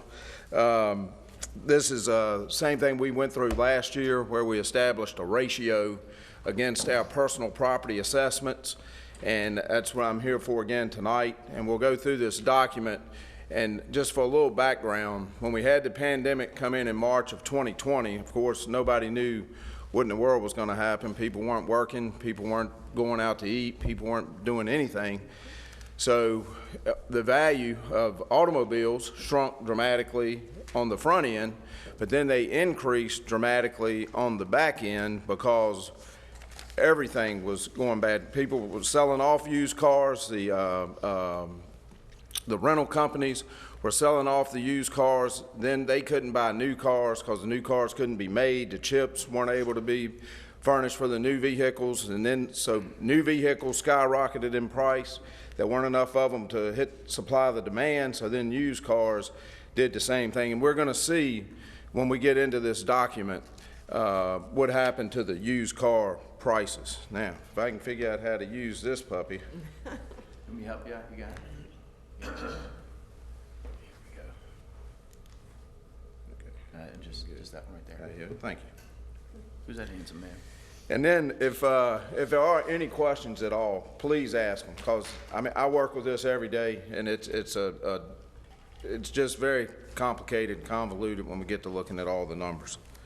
But then the very first, this year, this 2023 year, the city of Lynchburg is going to experience approximately a 10% increase in automobile values. Now, we actually, from January of 22 to January of 23, we've actually realized about an 18% decrease. But last year, we adopted a 75% ratio. So if we look at the 75% ratio, we're actually going to realize a 10% increase because we assess the items at 75%, not 100%. Vehicles are assessed using the NADA pricing guide. I utilize 100% of the clean trade-in for my assessed value, and that's a requirement of 3503, which we'll see in a minute. And the valuation guide is used by every locality in the Commonwealth of Virginia. They don't all use trade-in. Some use loan, some use retail. The majority use either loan or trade-in value.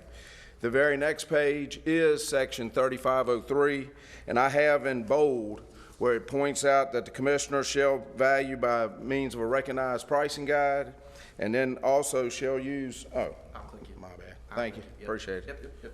Yep. That also shall use the base value or 100% of the value in that guide. Now, section 3503, paragraph B, allows a ratio to be utilized with the concurrence of the local governing body. And that's what we did last year, came to the city council, and we're going to see in a minute what the real values were last year in comparison to previous years, and hopefully everybody understands why we needed to do that ratio. And we did a 75% ratio. I requested y'all to do that, and city council did that, and that's the way we went about it. Now, for this year, while the supply chain issues still persist, used car values have stabilized and most vehicles experienced normal depreciation. And it is normal for a vehicle to have anywhere between 12 and 20% depreciation on an annual year. And what we pretty much saw this year from the 100% value was an 18% reduction. It's important to note that the 2023 values are still elevated due to the unprecedented appreciation experienced over the last 2 years. Talking points. The Code of Virginia allows localities to utilize a ratio to arrive at fair market value. And that's the sole purpose of the ratio, is get to a true market value for the vehicle. I've determined the approximate percentage increase in personal property tax assessments, which you'll see in a minute. The percentage is applied against all vehicles in an equitable manner as required by the Code of Virginia. This should be the last year we will need to utilize a ratio. I feel like vehicles are going to be more and more normal to their real value. And this change can be done by resolution as part of the annual budget process, just as we set the car tax relief percentage. And then this chart. This chart compares 2016 all the way through this year, 2023. And where I really want you to look is at 2022. What I have in the box where the property class, that is the real value of our automobiles last year, was $647 million. And if you compare that to 2021, it was $462 million. When we utilized the 75% ratio against the 647, that's what got us to 485.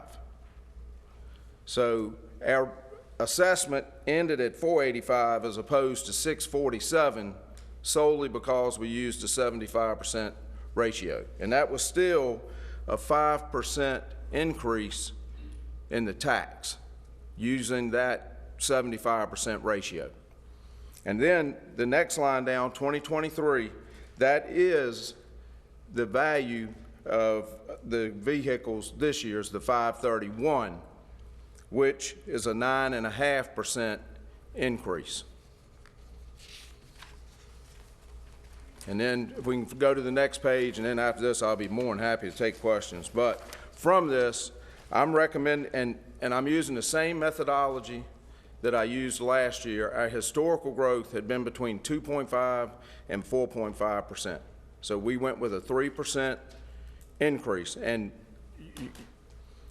this is the hardest part of all. When we're comparing numbers right now, this is February. We will be adding and removing vehicles from now through December 15th. So that's where the fluctuation in the value comes. We're taking a snapshot in time. We're taking a picture right now, and there's going to be fluctuation up and down all the way through the year. But I'm recommending, if we look at the 3% growth, I'm recommending a 93% ratio to be applied against my assessments. And in my opinion, if we want no growth, we can look at 90%. But that's what I'm requesting is the 93. That's utilizing the same methodology. If we want to look at no growth, it would be 90%. And with that, I'll be glad to entertain questions. Thank you, Mr. Nichols. Vice Mayor Ferralli? Thank you, Mitch. I just want to try to make sure we're all on the same page. So with, I'm looking at the breakdown from 2016 to 2023. Yes. So in looking at 2022, even with the 75% ratio we went with, there was a 5% increase to the total tax revenue coming to the city. That's correct. Okay. With a 93% ratio projected, Correct. you're projecting a 9.5. 2.5. Sorry, 2.5. 2.5. Yeah, that is if we do nothing, the 9.5. Okay. If we take the 7 percentage points, We do nothing. it'll be 2.5. Thank you. Okay. So that's that would be at 75% again? 93. Right. Okay. So here's what I'm driving at. I'm with you. I'm with you. Here's what I'm driving at.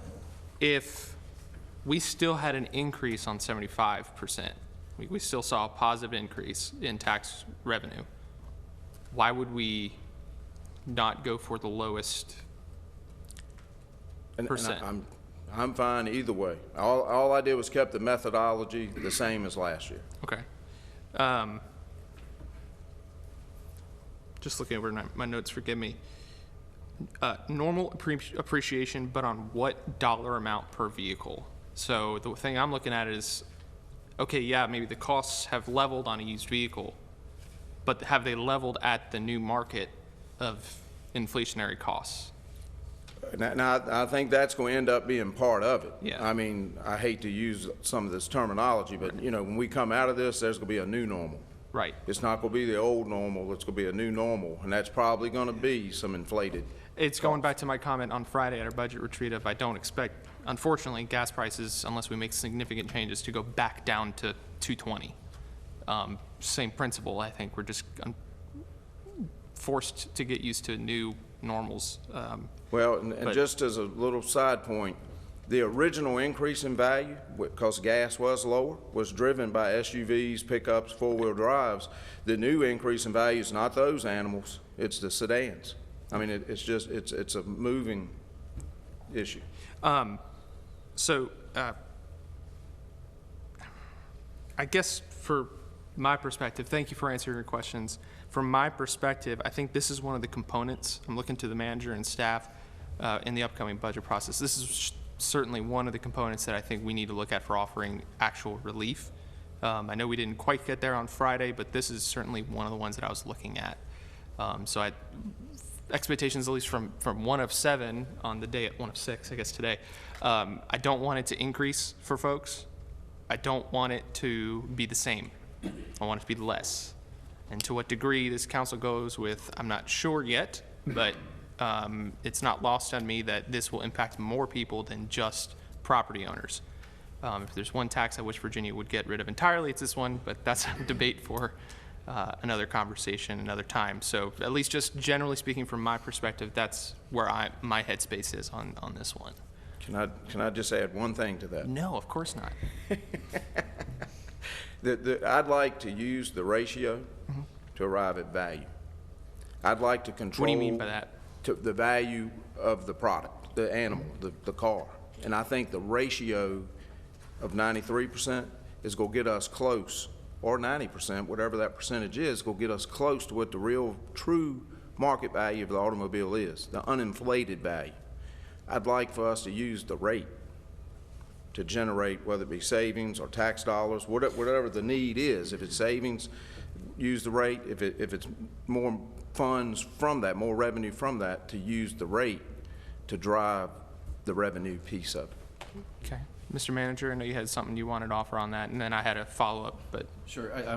Madam Mayor, Mr. Vice Mayor. So what we can do is options. And if you remember last year, part of the timing here in looking at why we positioned this in the beginning is because he has to generate personal property tax bills. And so this is going to be an opportunity on the 28th for an actual vote. And so what I can do in between now and then is to send, just as I do, kind of follow up on different opportunities and or options. And so with this and taking into account what the commissioners talked through, I can provide you options ahead of the 28th. But the expectation is to vote then so that we can set him loose to kind of generate the real estate, or the personal property tax. Recognizing other folks do want to speak, I guess then to speak to what I wanted to respond to our wonderful JMU person here. How would you and your team respond to if we amend the ratio, then using the rate to offset for tax relief? How, any response on those components? Standing here right, or Sure. sitting here right now, I'm not standing. Sitting here right now, I would rather, this is where maybe the commissioner and I should have maybe talked about this a little bit ahead of time. I would always lean towards the ratio as opposed to a rate, because rates can become political. And what I'm concerned in that is that it puts you and your peers in positions. Remember the levers we talked about, the ones that you could push up or down? And depending on, I know that personal property isn't necessarily as, what's the word? Contentious. Exciting as maybe real estate, but it's still a rate that you have to vote on to reduce or increase. And so I that's guess where I would maybe disagree. Also responding off the cuff and just very quickly, I'm indifferent. Whatever gets relief Sure. back, Understood. I'm favorable to. I'm interested how the rate gets more political, but I don't need to get that right now. I'm indifferent and curious to see what my colleagues say. So thank you both and your team for offering some insights And on that. I'm the same. I can, either way. Thank you. Councilmember Missions? I just want to clarify kind of what you said there, just to make sure I'm understanding this properly. So when you're saying you're applying the ratio to determine the fair market value, what you're saying is the actual value of the asset. So last year, the ratio that was applied was determined 485 million and some change. And then with this, in that, you determined that that was the fair market value for those assets then. And then your 93%, was that what it was that you proposed? For this year. For this correct. year, that the 494 million assessed value demonstrates the actual fair market value of those assets for the next year. The essentially. uninflated. The uninflated value. Okay, so what you're demonstrating is the value. Now, are there more vehicles this year than there were last year? Unfortunately, there are fewer. There are fewer, and those vehicles are worth more. Correct. Okay. Correct. And if over on the right-hand side of that graph, that's the percentage of vehicles that are increasing in value. Okay. So even with the 75%, we had 25% of our vehicles still increase in value last year. And this year, if nothing is done, that goes to 71.76%. So, and the tax is a two-headed animal. You have to have an assessment, then you have to have a rate. And I'm okay with doing a ratio, because that makes this 71.76 number go down. And I like that. I want all of them to go down. Yeah. So I'm okay with that, but like I say, I'm good at it either way, but I'd like to get to where we have a true assessment, and then we apply a rate against that assessment. And what, and if you don't know this, that's fine, but, so right now that 71% is demonstrating nothing being done with the ratio. Correct. If we go with 93%, that number drops to 54. 54%. And if we go with 90, that number drops into the low 40s. I don't have that one right off the top, but it goes into the low 40s. Okay. So I think that just kind of helps. And that was a great point about more or less vehicles. The reason that number percentage is higher is because we have fewer vehicles. Yeah.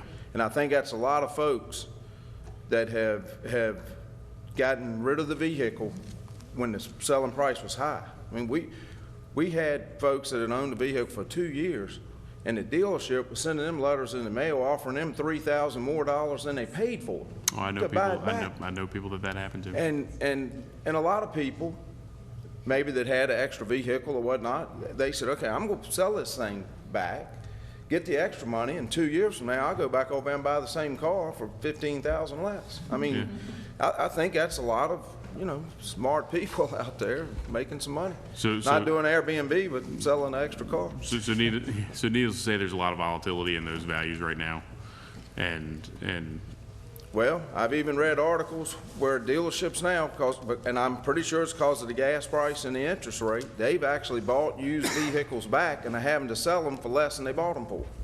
Because the demand isn't what it was 6 months ago. And the majority of our depreciation, we track it monthly. I don't want to take up all the time. We track it monthly, but the majority of the depreciation that occurred out of that 18% occurred in the last 3 months, October, November, and December. The vast majority of it. Vehicles were still tracking up till October, and that's when they just fell off a cliff. And then this is more or less for the viewing audience, just as a reminder that people can also notify your office if they have high mileage on the vehicle that Absolutely. you wouldn't generally be able to see. And believe it or not, the high mileage reduction has escalated. The amounts within the fields have increased dramatically this year, and that's presented to the citizen on the bill. Correct. It's on the front of the bill with the actual mileage chart on the back. So for the people watching, make sure you take a look at that bill and contact the Commissioner of the Revenue, and you can get a reduction that way as well. That's correct. That's right. Councilman Hudson. When I look at this, it's, as he explained, thank you, Commissioner. So it's two-pronged. The first prong would be, and I don't think we can conflate the two right off the bat. So the first is looking at the percentage. So as Mitch had stated, if we have a 93% because the vehicle values have soared, but now they're coming down, so that 25% reduction in value, we kind of equalized it at a 3% growth. Now, if we have those values at 93%, there's still going to be a 3% growth. If we have it at 90%, there'll probably be no growth. Correct. Okay. So at 90%, no growth, but next year, so this is an anomaly. I mean, for 20 years, we've never done a change like this, right? 32 of them. Yeah, I've been here for 20, you've been here for 32. Never happened because normally you have a vehicle, which is a depreciable asset, and it's a depreciating asset. You watch the commercials, it says, hey, you drive a car off the lot and you lose 10%. And then the commercial shows a tree falling on it, well, maybe more than that. So they always depreciate other than these last couple years, thanks to the craziness that happened in government. So, that being the case, we're fortunate to react ahead of time, not reacting, but we responded ahead of time because you said, hey, values of cars are going through the roof. Let's get ahead of this game. Let's lower the value as a percentage to 75%. Now, this year, the values are still up there, but they're coming down. So now we can lower that back either to 93% or 90%. Either one is fine with me. 90% is fine just as well. That means there's no growth in the vehicles. Then we have the second element, which then comes to the budget. The budget says the actual tax is a function of two things, whether it be real property, personal property, whatever it is. It's based on the value of the asset and the tax rate. So at that time during the budget, we can decide that $3.80 for personal property is too much. We want to lower it. That should be what we do at that point. What we should do here is figure out what is a fair assessment of do we want a 90% with no growth, or do we want a 93%, which equates to 3% growth? It sounds like we've had a few less cars, and so having that growth in there, I don't know, I may be more inclined to start this year at 90%. Next year would be at 100% because we'd probably have this crazy thing be done through the Python, if you will. Next year would be at 100%, and then we decide, well, we're going to lower the rate from $3.80 to $3 or $3.50 or $3.65, whatever, because you're required to have the fair market value, right? You showed our code sections earlier. Correct. So I think it's pretty easy. So I don't think we should, if we conflate the two, those are kind of two separate issues. 90% or 93% would be the first decision. Then, according to the budget, we would say, do we want to lower the tax on cars? And with that, the city manager comes up with where those items are cut out of the expenditures or the less revenue. So going forward, either the 93%, because it looks like if we stayed at the 100%, you're looking at 531 now. So that means it's a pretty substantial increase. If we drop that back to 93% of the 531, you're looking at 494 million, right? That's right. If you look at 90%, you're looking at 478 million, the value. That's correct. Okay. And you also have less cars. So when do we need to know the 90 or 93%? That should be done fairly quickly. Either one is good. It's a business item briefing, so it is positioned for a vote for you and your peers on the 28th of February. Okay. So if we're not going to lower the rate, I'd much rather go with the 90%. And I think 90% still fair, isn't it? Yeah. With no growth. So I'd be inclined to go with 90% and at this time. Thank you. Assuming we go with the rate. Madam Mayor, forgive me. And then you could do whatever with the rate at that point. So 90% is going to say we're going to have still about $500 million of car value. And at that time, because we got to keep, just like we do with real estate every year, that's no different. We did cars ahead of time. Bedford County didn't. Bedford County did real estate. We did cars. They reacted, did cars. We didn't react and didn't do real estate. So one of us did good on one, did poor on the other. We're responding ahead of time before the bills go out, because those bills go out, what is it, the June 15th? Last of April. Last of April goes out for June 15th payment. June 5th. June 5th. So we need to know that fairly soon before you send the bills. Yeah. So now that rate, though, you're also sending the rate. But that's done during the budget process. So the budget's not going to be adopted until the end of June, probably, or whatever. Part of why we did this last year at this time was exactly what he's talking. So if it's just the ratio, not the rate, we can send the bills, and then obviously a new rate, if proposed and adopted in the fiscal 24, wouldn't then come into effect until July 1. So it miss, I think, the June 5th bill anyways, if you decided to impact the rate. Any time we've ever done a rate change on personal property, which was a long time ago, but when that was done, it was for the calendar year assessment of tax. Okay. So that would be in the budget. Somehow city council approved the personal property rate. Well, back in that time, we were a once-a-year biller. Okay. Yeah, the bills went out in October. So this would be the first rate change we've had for personal property tax with twice-a-year billing. And so with that, you could obviously catch up on the second bill. If the first bill was a little bit high, you can augment the second bill, right? I'm sure we could do that because I got this guy called Glenn, Yeah. my IT fellow, and he can make miracles happen. Dr. Wilder. Thank you for the information. It was very helpful. And I'm comfortable with either 90% or 93%, so I'm comfortable with that.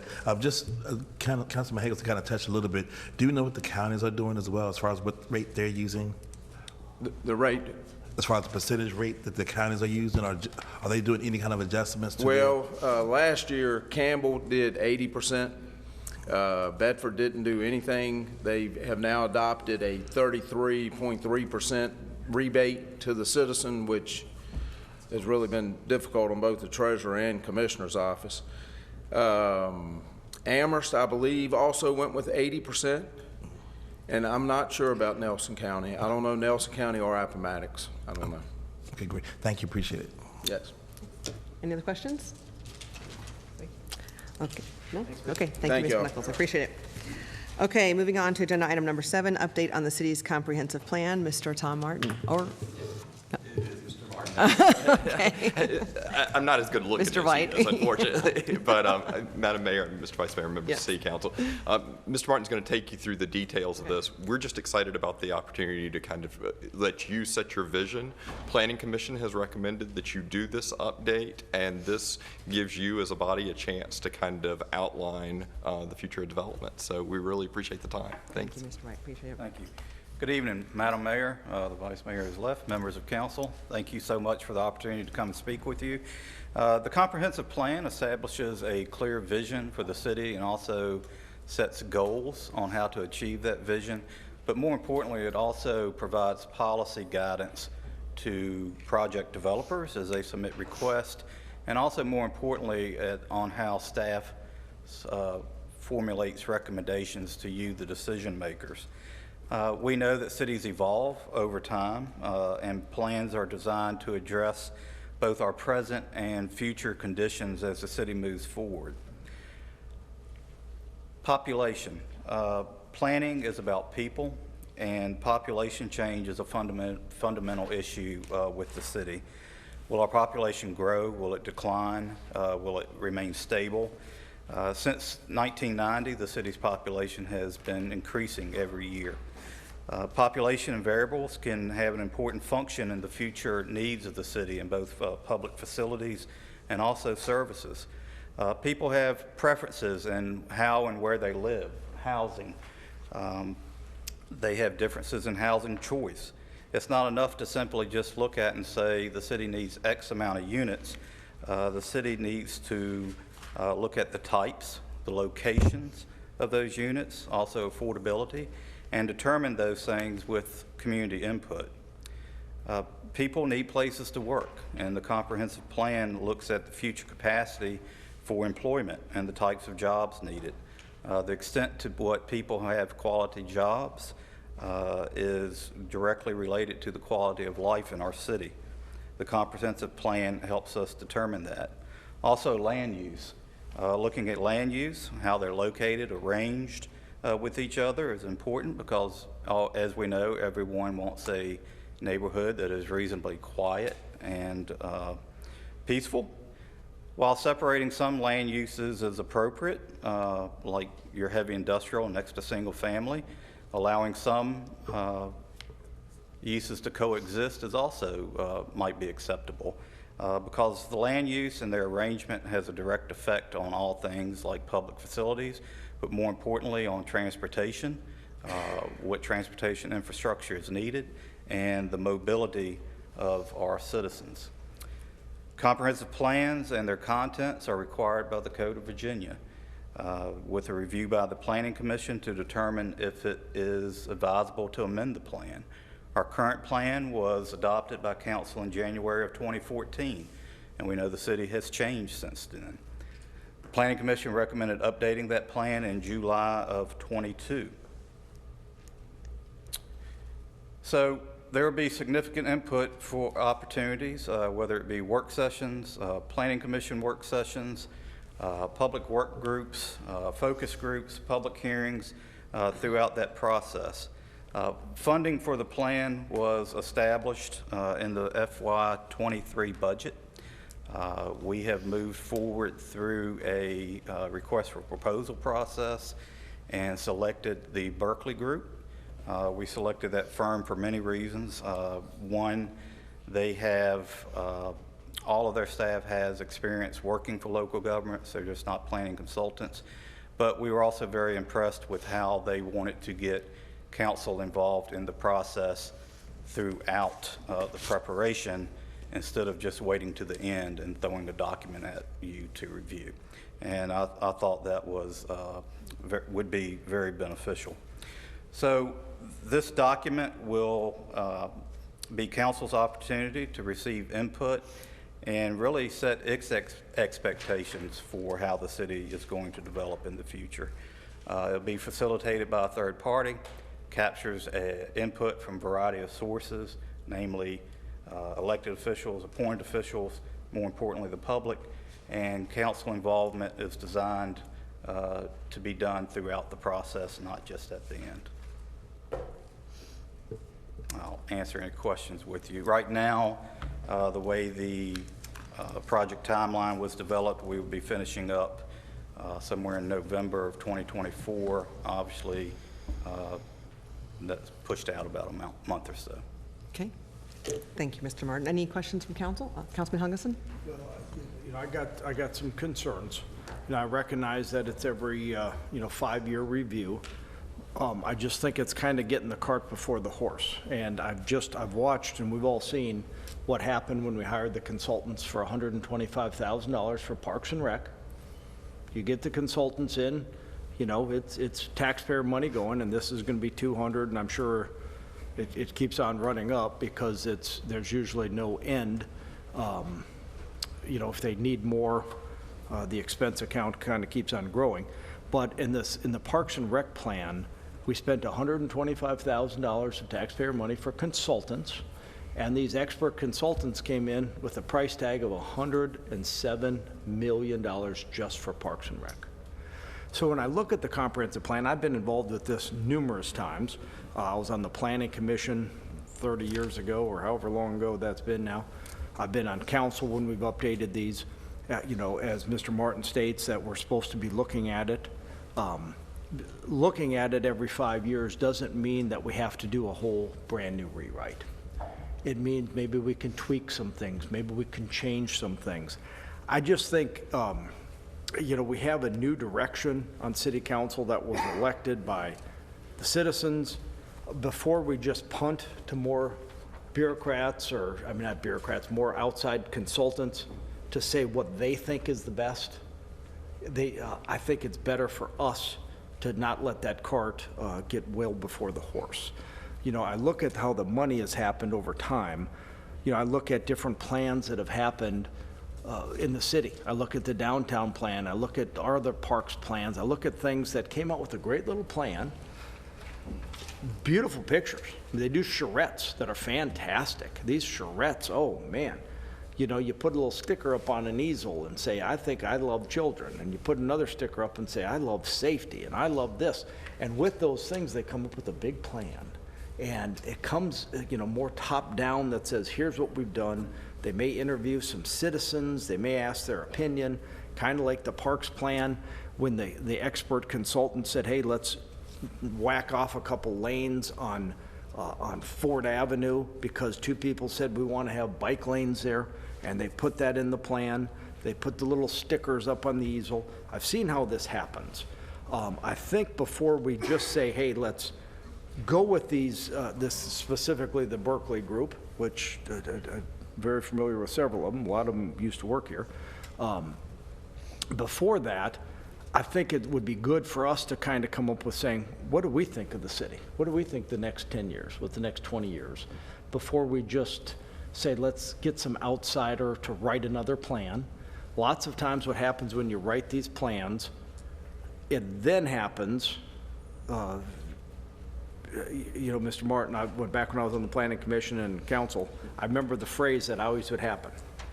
So when there was a land use issue that agreed with the comprehensive plan, here was the line. Well, the comprehensive plan says you need to change it. Now, if the comprehensive plan disagreed with the decision, what was the line? Well, the comprehensive plan is not site-specific. So with that being the case, and I recognize it can be used however, I just think before we spend another $200,000, $300,000, $400,000 on outside consultants, I think we need to kind of pull back and say, what really should we do? What would we, as a city council, like to see the city looking forward to? After we finish the budget would be a fantastic time for us to have a after we get through these hurdles of the budget, all the big lobbying and jockeying and thinking we are doing this or that or whatever that happens, then we come back together and say, hey, the 7 people on council who are elected by the 80-some thousand citizens, what do we think the city would be good in the next 5, 10, 15, 20 years? And start at least having those plans laid out, at least ethereally. And so we can actually say, here's what we think the city would be good on. And from that, then we can decide, hey, maybe we do need an outside consultant group. Maybe we can kind of come up with a lot of this ourselves. Maybe we don't need a whole entire brand new rewrite of the plan. Maybe we need just some little tweaking. And so with that, I think that would be incumbent upon a brand new council to actually probably read the previous comprehensive plan before we start spending hundreds of thousands of dollars on a new plan before we read the old one. So I think that would be just a good place to start.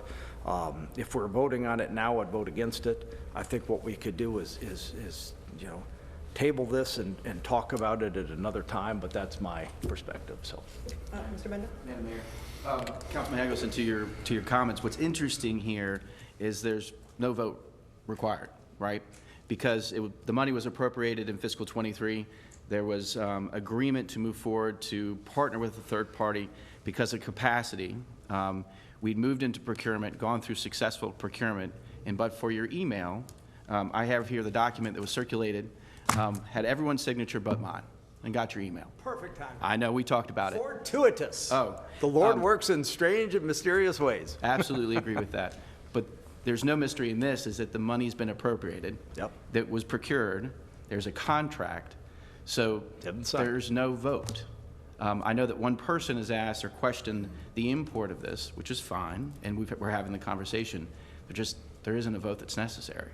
So what I'm looking for, because to talk about the things that you're talking about, obviously a complement of people and different ideas about where the city should go, I'd offer, and I said this to you, I think Friday, we just don't have the staff to do that, candidly. And the process itself is as much driven by what your participation is in it than anything. So I know that there was a concern that it would be cart before the horse, meaning a group, a third party making decisions about our city and not you and your peers. That's not just the case. We are putting together a paradigm that makes sure that there's as much or as little involvement that each of you can have in this process. So we're just in an interesting place as it relates to this particular document. Councilman Mischens?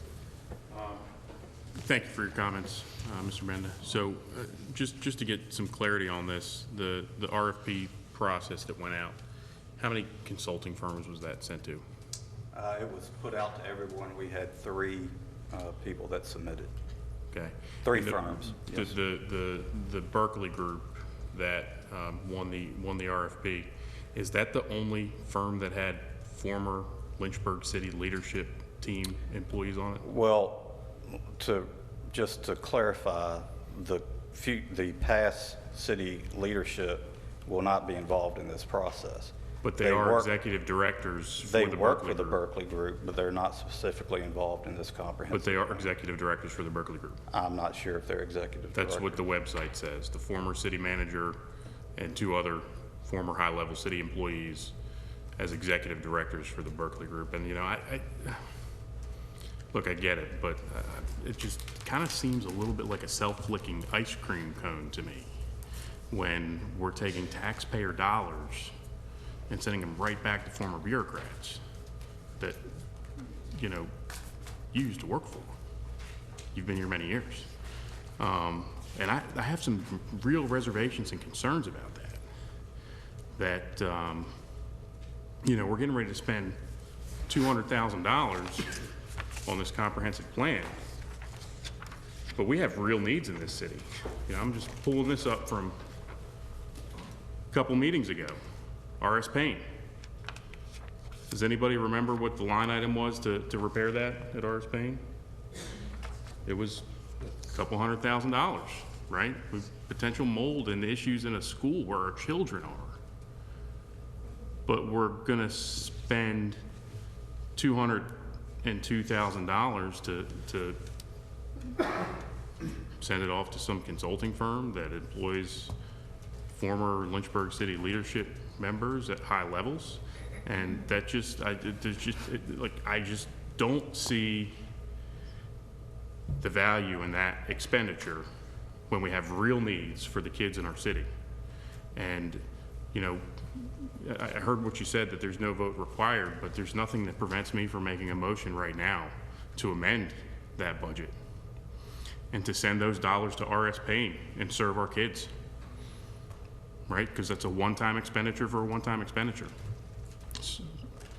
And there's nothing that prevents that from happening. And that is a real concern of mine.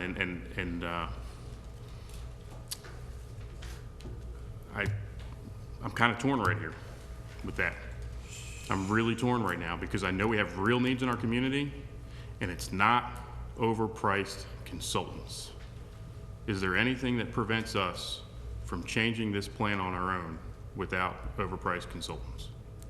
I think staff is the biggest. Staff currently works on day-to-day projects.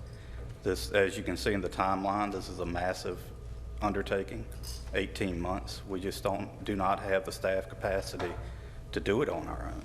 So it's a matter of, you know, I think this is a unique opportunity for this council. You know, where is the city going to be in 10, 20 years? I mean, we bring you requests for rezonings and future land use maps, and I think you've been very clear about not wanting them in certain areas of the city. Well, this is an opportunity to tell us where you would like to have them or not have them. This is council's opportunity to set those expectations for how the city's going to develop. And it puts the developers on notice. It gives us direction on how to formulate our recommendations to you. This is this council's opportunity to do that. I understand. But that 18-month process is what the consultants presented to do this, correct? Correct. Okay. So there are other ways to get it done. With that being said, I'm going to go ahead and make a motion, since this money was already appropriated, that we take the funds that were directed for the comprehensive plan and apply them to the CIP for improvements for RS Payne, because I want to serve our children. So I'm going to make that as a valid motion right here. Madam Mayor, if I might just briefly interject.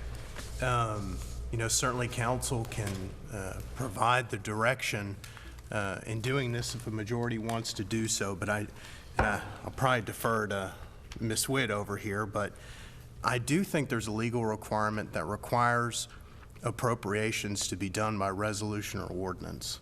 So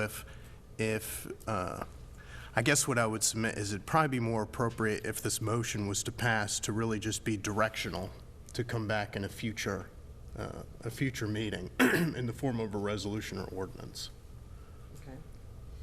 Well, we're discussing right now, so did you want? I'm willing to, I guess, change the motion to direct the city manager to come back to us in the next council meeting and you with a resolution to amend the FY23 budget and take the funds that were appropriated for the comprehensive plan and apply them to the CIP to do the much needed renovations at RS Payne Elementary.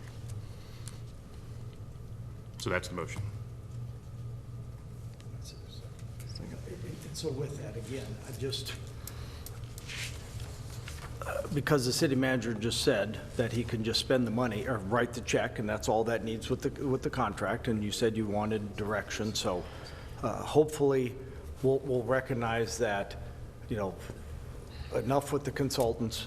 You know, lots of you should read the comprehensive plan before we embark on, you know, spending more money. So we do have some needs at RS Payne. Remember, seeing the mold, that would be possibly a good utilization. Any other comments? Yes. Dr. Wilder? Thank you. I was trying to make comments on the original portions. I'll make the same comments on that. Without a vision, our people will perish. I'm afraid that our city is going down a road where we're not thinking about our future. thinking about our continued growth. Over the past 20 years, we've seen such amazing growth in our downtown area, like Cloud Fit right across the street. 20 years ago, they probably wouldn't have imagined even coming to a place like Lynchburg. But we have an international headquarters right here in our community. If we did not have the 2020 plan that we had some years ago to help revitalize our downtown area, we wouldn't have the robust growth and the increase of property value that we have in our community. So our community has to have a vision, has to have a plan of where do we see ourselves 20 years from now. We've got to continue to make sure we have one of the largest Christian institutions in the country in our community. If we want those students and those families to stay and continue to buy property here and continue to come here and move here, we got to make sure we have a community that's advantageous, that's comparable to places like Charlotte or other robust communities. We got to make sure we have an attractive community that people want to live in, people with a quality of life that they want to be a part of. But if we don't plan for our future, our city is going to die. And we're not going to have the robust that we would like to see, the growth that we would like to see. And yes, we do need to make improvements in R.S. Payne and various other institutions, schools in our community. But later on, we want to talk about taking some of that freedom away from our school board. So we need to make sure we're thinking about what we are talking about. There's a way the school system has funds to address a lot of those issues. We need to make sure we continue to do that flow so they can make the best decisions, looking at all the properties. We have a school board that does that, looking at all the properties and see where these funds need to go, that we can make the best adjustments to these buildings, the best lifelong changes that will make an impact in all of those properties. We shouldn't just be here telling the school board, you make appropriations and renovations of this school alone. We need to empower them to make those decisions because they're looking at all the buildings. Tell our superintendent, she's looking at all the buildings to make what's the best decision, looking at all the different factors. They have a staff that does that and makes a plan themselves how to address that. So I'm not in favor of the motion. I think we need to continue to go the path of the comprehensive study so we can think about our kids for the future. If our city is not growing, we're not going to have the tax revenue to make the change that we need to our community, have the job that people want to come to get a good quality jobs, because we're not going to have the growth that we would like to see in the next 20 years. Thank you. Thank you. Vice Mayor Feroldi?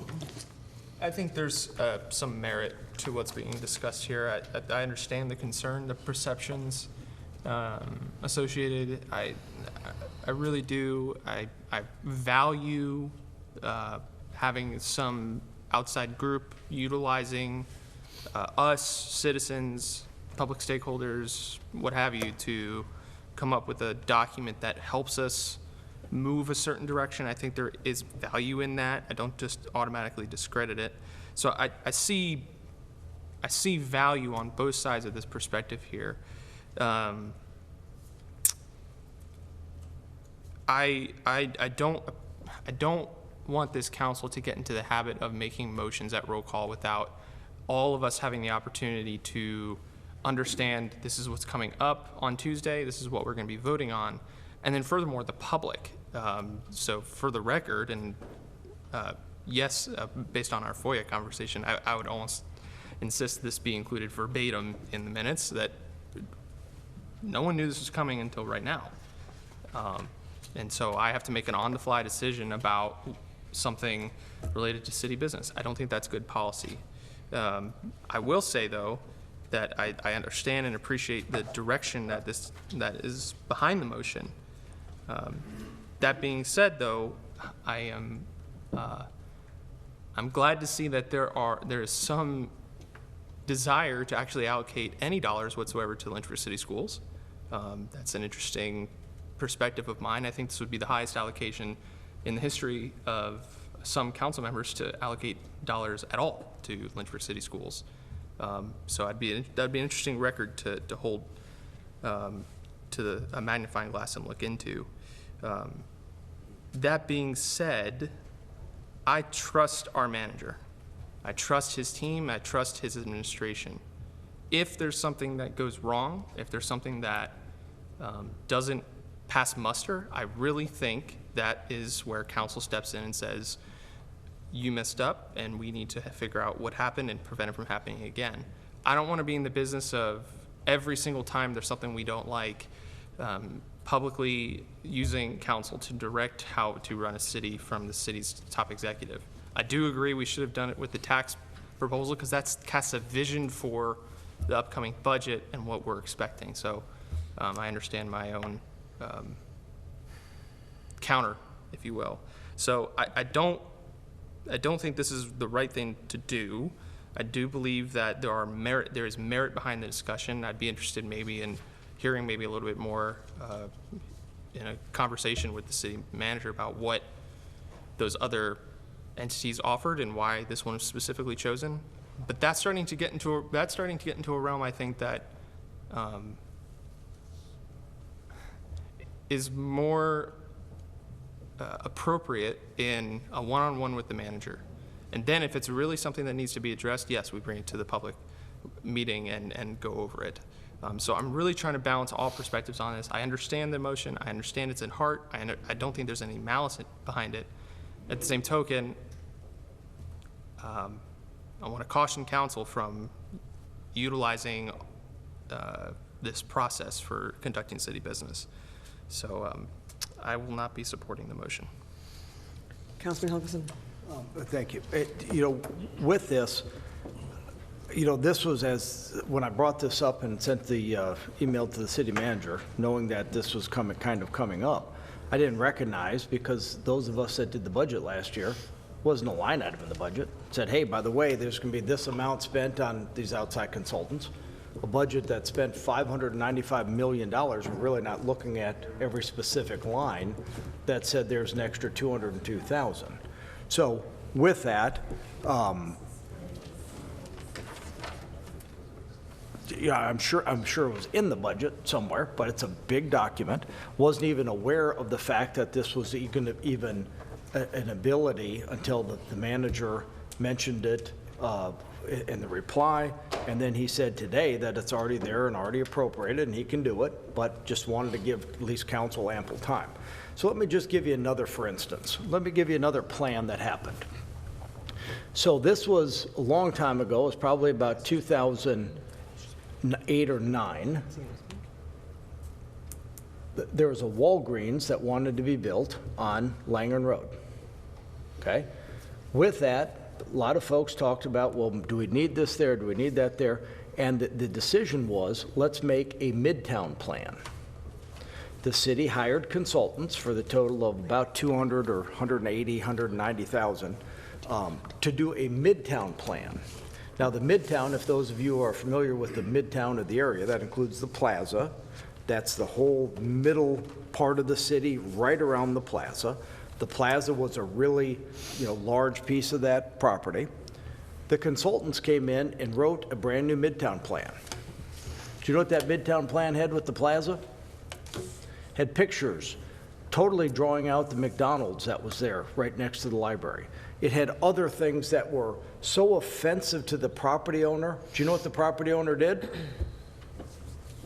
Sorry to interrupt conversations, but this is important. I think Councilmember Feraldi asked what the differences are. Here's what's happened with this plan. So when this plan was actually drafted, the owner of the plaza was so aghast. Do you know what he did with the plaza? Millions of dollars worth of property. He donated it to Liberty University because he said, I don't want these consultants telling me what to do with my own property. I'm done with that. A guy who ran a business, Sandor Development, out of Arizona, donated it to Liberty University. And now Liberty University has the plaza. That came directly a result of a midtown plan, great ideas. The consultants came up, drew these pictures, and they said, hey, here's what we're going to tell you what to do with your own property. With that, there's ramifications. There's negative ramifications when highly paid consultants start telling individual property owners what to do. There's negative ramifications for our taxpayers when independent outside consultants say where you should spend your money. There's negative ramifications for our tax base. So with that, I think at best, even if you're kind of thinking about it, let's at least have it come back, as the motion states, to come back with a resolution on the 14th, or the next meeting, which is the 24th, so you can actually think about those things. Normally, this wouldn't be the case, but it just happened to be that he just happened to get it on his desk. I was glad that it happened before he signed the contract and said, we're going to spend another several $100,000 on these consultants for another plan. So these plans are nice and beautiful, but there can be negative consequences. Let's focus on trying to at least minimize those negative consequences. Let's vote on this motion today, then we can have a full discussion before the city manager signs the contract tomorrow, and have that full discussion then when it comes back as the official resolution on the 28th. Dr. Wilder? You ahead. No, you go ahead. Dr. Wilder? Okay, I'll go. I appreciate the comments. One thing that really taught me a lot of lessons when we did the two-way traffic downtown, when it was in the original plan, and then we wanted to change it midway. So one of the developers that's in the area, he said he already made an investment based on what the plan was. And for us to change it, it was not fair to the developers. So again, now, then the people that were against that, now we say, oh, this was a good idea. So we need to remember the plans. Businesses are looking at the plans we're doing in our community. They're making decisions about where to make investments. When we do a particular plan and then we change it midstream, that's going to hurt the business coming to our area. So I'm concerned about that. It seems like what's happening a lot of times now, we're making, as Councilman Ferrari mentioned, we're making changes out of the blue that are not really planned, not really thought out clearly to all of our communities, constituents. So a business might say, I'm not going to come to Lynchburg because Lynchburg looks to be unstable. That they have decisions here, they can make a decision at a meeting one day and change my business perspective. So we need to be careful and be concerned about the citizens and the businesses that we want to attract to come into our community. And another point, we talk about the plaza. Have you been to the plaza lately? If you're from Lynchburg and you've been to the plaza lately, you can see there's so many vacant stores in that building. There's so many.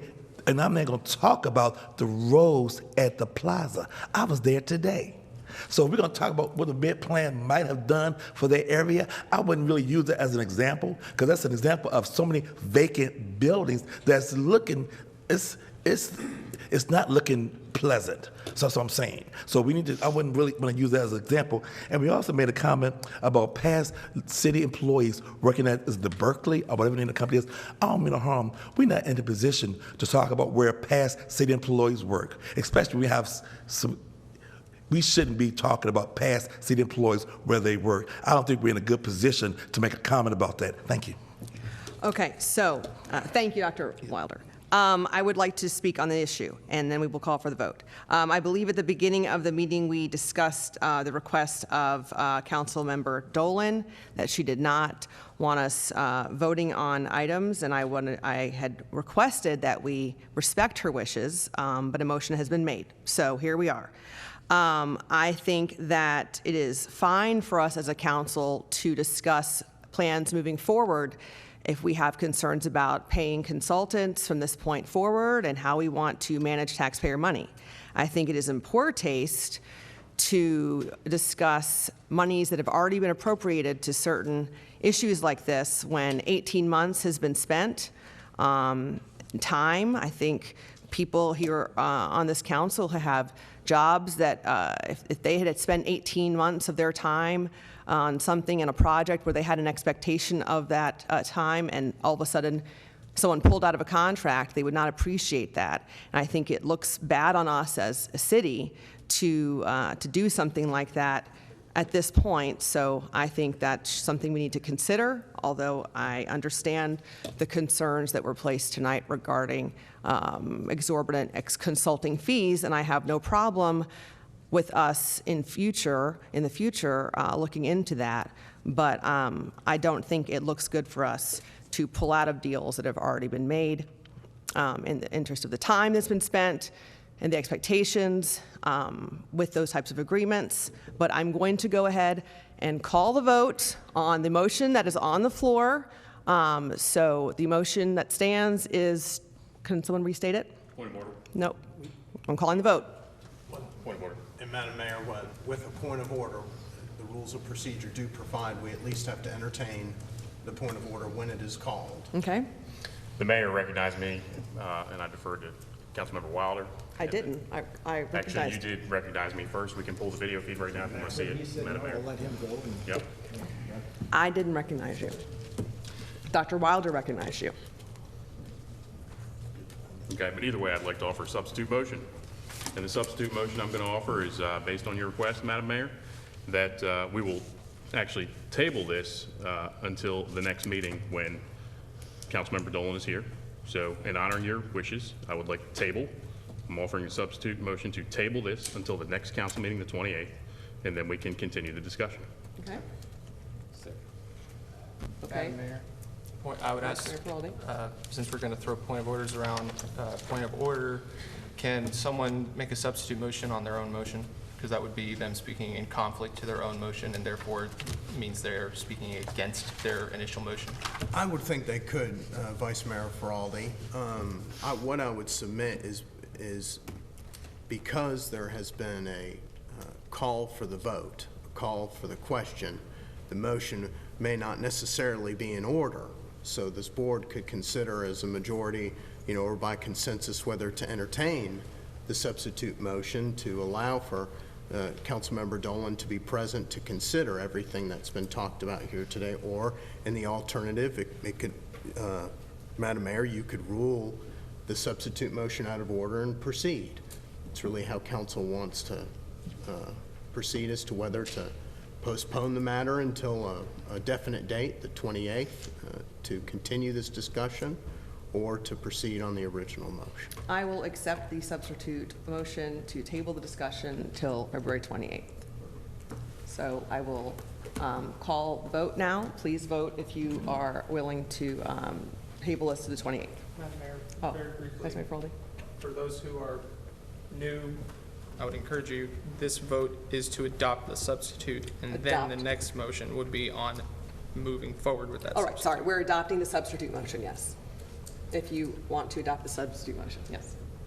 Which is to table the discussion to the 28th agenda.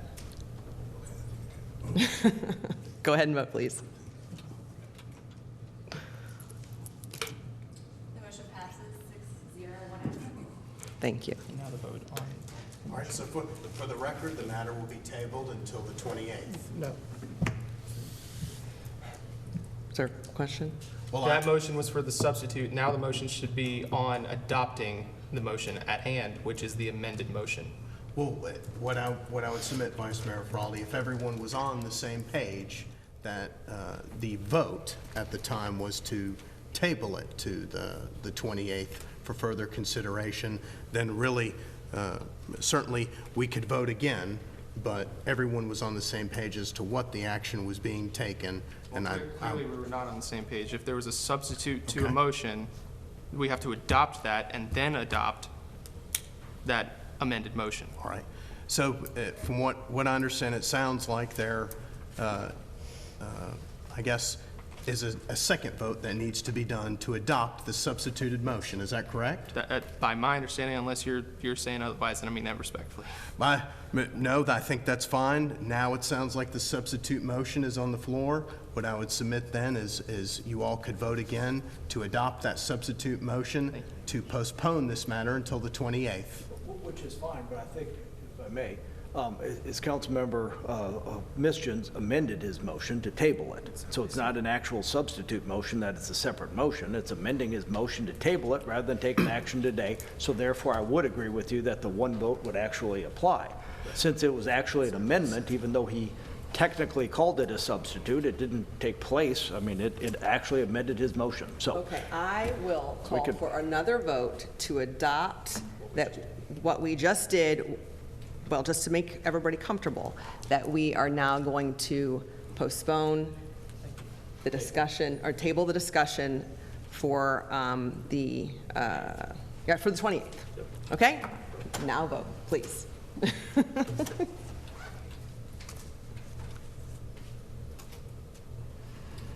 The motion passes 5-1 and 1 absent. Okay, thank you. Moving on to agenda item number 8. Oh, sorry, Mr. Benda. Yes. I said this to Councilman Hagelson this past Friday, and I have to, as, your professional manager, kind of help give context a little bit here. And I know that this isn't procured services that are of aggregate or chemical or that type thing, that if in an annual budget you appropriate resources and expect that they can be expended for something, that we move into space that we go through and is subject to VPPA, which is procurement law here in the Commonwealth of Virginia, we move through a process, get to the end, and I don't sign it, and that whomever we're contracting with then realizes that we've decided, although that we've earmarked funds, we've moved through the process, we've come through procurement, we've competitively bid it, and we get to the end, and then we say that wasn't what we wanted to do. And we had this conversation. I know that this is maybe conflating it to a larger level than what I said to Councilman Hagelson on Friday about chemical or asphalt or something else, just concerned about our ability to contract in the market space. That if where we go with some of these is that we earmark resources and then subsequently decide in an adopted budget year that we don't want to any longer do that, I'm just putting that out there. And then what I'd offer, and I know that it wasn't the case, and I know that there's some questions about the particular respondent who was successful and who worked for it, and that was the first I've heard of that. So what I intend to do between now and the 28th is, those are all, once you come through a process, it's a bid process, you hear there are 3 respondents. Again, the staff that are employed and that come through that process are subject to VPPA, that are very stringent on how those things work. You can be, for suggesting that there's something else going on, we can get sued. We can get sued, but that maybe the process wasn't what it was. But so I just want us to be careful there with that. And then the last piece, I'd ask you, as we move into kind of the budget process, what I heard was an interest in kind of helping the school I Love Paint, right? We saw the pictures, they're impactful. There's a return to fund balance that I think is earmarked, and and those resources are going to paint. Order of magnitude just over $700,000.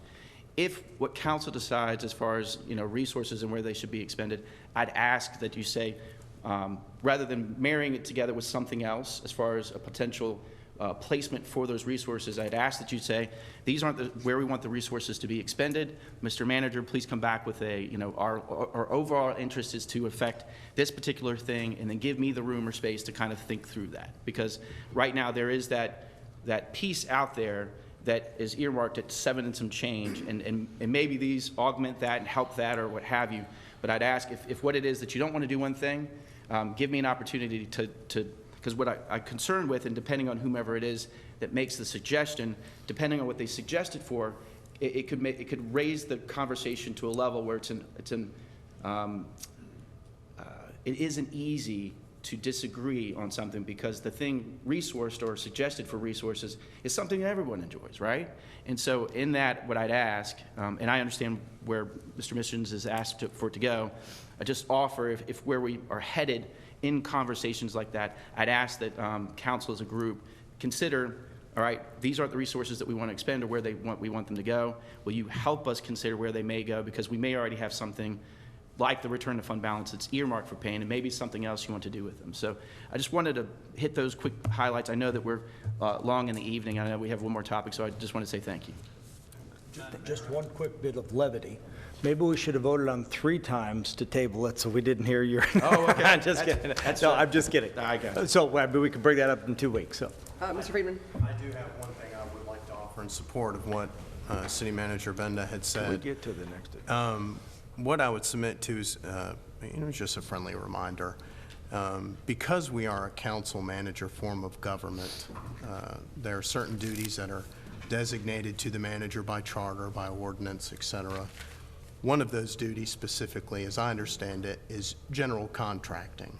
Now, council reserves some powers as it relates to certain contracts. Something you'll see in the future is as it relates to towing contracts. That's something that's specific to council. Certainly, council in a comprehensive plan process, there's public hearings, there's opportunities for public feedback, any number of ways to receive public feedback, and certainly council in making any adoption can suggest whatever they think is appropriate as part of the plan or changing the plan. But I would submit that the contracting is typically a power that is reserved to the city manager. Okay, thank you. Okay, moving on to agenda item number 8, Lynchburg Police Department and Virginia State Police Partnership. Mr. Winter Benda and Police Chief Ryan Zuma. Madam Mayor, while Chief Zunima comes to the, I mentioned it earlier, Councilman Missions had inquired with myself and with the chief about our relationship with the Virginia State Police. He had seen some success in other localities on helping to augment services, and we had an opportunity to meet with he and Councilmember Taylor. And I've asked the chief to appear this evening. Mr. Missions is exactly right. I think the more that we can show that we're partnering with people to help ensure that our city is safe, the better. Okay. Thank you, Madam Mayor. Thank you. Good evening, Madam Mayor, Mr. Vice Chair, members of council. I just want to give you a real brief kind of background on our relationship with Virginia State Police. This is one that goes back for decades, as long as I've been here, certainly. We have a strong history with them, strong partnership with them. We have most recently had them in the city beginning early December to assist staff that we have designated to try and address some of the violent crime we've seen in our community. That has been very successful, that partnership has, and that's one that continues to this day. Just to give you some very quick statistics, in that 2-month window, basically first week, middle of the second week of December through the end of January, that group has made 150 arrests, 27 of which are felony drug arrests. That is relevant because we know that drugs and guns and gangs all go together here. They have also, during that time, confiscated 22 firearms that were used in crimes. The VSP is also in our community, in addition to that effort and initiative, doing additional traffic enforcement, which is something that, quite honestly, historically in communities like ours, the state police don't do that. We have asked them to come in there and do that for 2 reasons. One, certainly for the safety of our motorists on the highways, as well as for increased visibility of law enforcement in our community.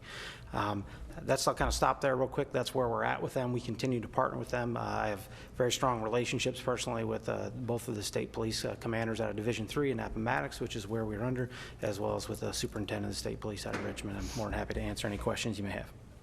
Okay. Thank you, Chief Zunima. Any questions? No one? No questions? No, I just like to thank you for all your efforts. You're doing a good job. Thank you, sir. Yes, thank you. Oh, Councilman Missions? Oh, Councilman Helgeson? Thank you. I'd just like to say, obviously we've seen crime going through the roof. And whatever we can do to start working with some others, if we need to get experience, I think the better. I just got a report, I guess LPD was at one of the neighborhood watches in my neighborhood. Trespassing charges went up 50%. Suspicious activity up 100%. I mean, rough things have gone up humongous percentages. Obviously, we're very familiar with the murderers and things that have happened, the highly negative criminal activity. And so I think the better, or the sooner that we have experience, and I think experienced officers helping, I think the better. I like this partnership. I like taking it even more fully later, formalizing it with the memorandum of understanding where we're actually working together. So especially if they have resources that they can come and help us while we're having brand new cadets go through the academy, and while the new people that came through the academy are getting 2, 3, 4 years of experience to be experienced officers out in the street. Our citizens, I don't think can wait for another recruiting class. I don't think they can wait for yet another 3 years of getting experience. So the sooner the better, however we can do it, I'm all for it. Thank you. Councilman Missions? I want to thank you for the work you're doing. And I ask you to thank your entire staff and the entire force for what they're doing. You guys are understaffed, and you're doing everything you can, and I get that, and I appreciate that because I know they're putting their lives on the line. It's a lot more dangerous when there's not enough people to back you up, and I understand that. And that's one of my biggest concerns. I want to see every single one of our officers go home safe.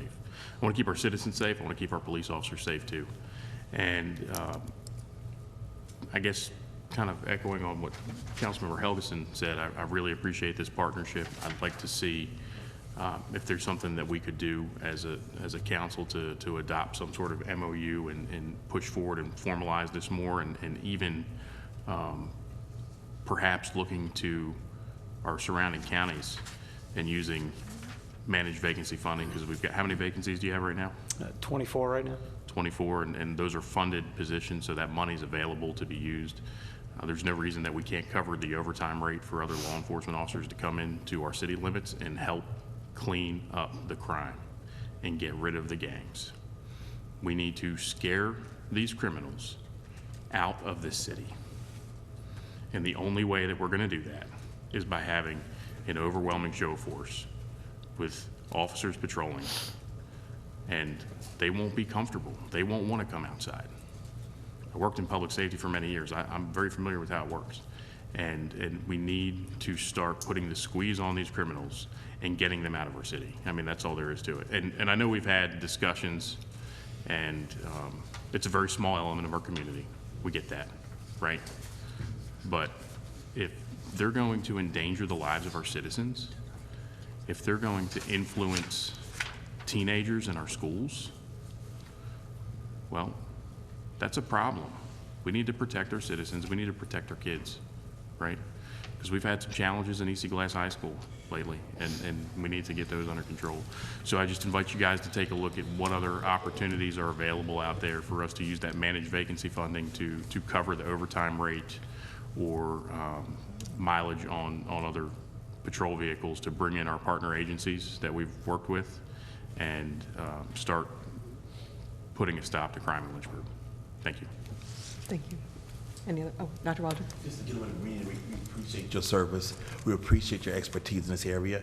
We appreciate your team that you have built to surround you to make the best decisions for our community. You know, I look across the country, and so many communities are having so many challenges. So we're thankful that we have you at the helm of the issues, and you continue to address them with a variety of sources. I remember a couple of months ago, there was a task force between yourselves and the, I think the Commonwealth Attorney's Office out of Roanoke, I believe, or the State Attorney's Office out of Roanoke, some other task force that had so much of an impact in arresting some of the drug dealers, getting some of the guns off the streets, you know, various task force that you have been a part of. So we appreciate the work that you do and your team does in our community. Thank you.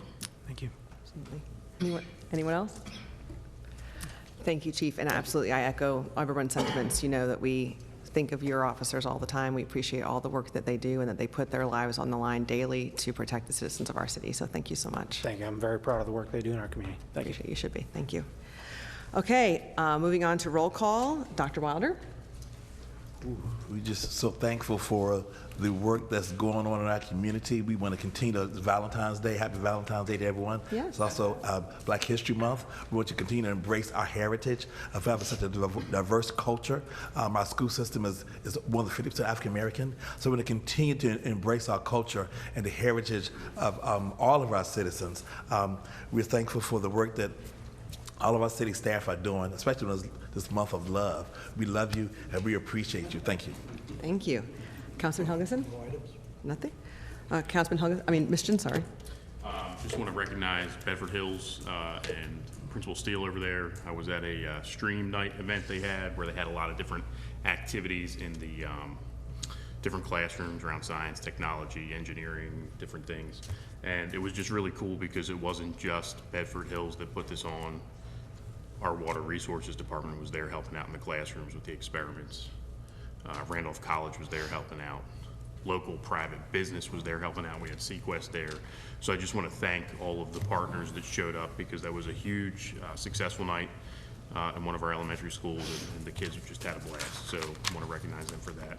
And then also I want to tip my hat to the city manager for acting quickly this week. Had a constituent email a concern in about some politically charged stuff that was on display at the museum.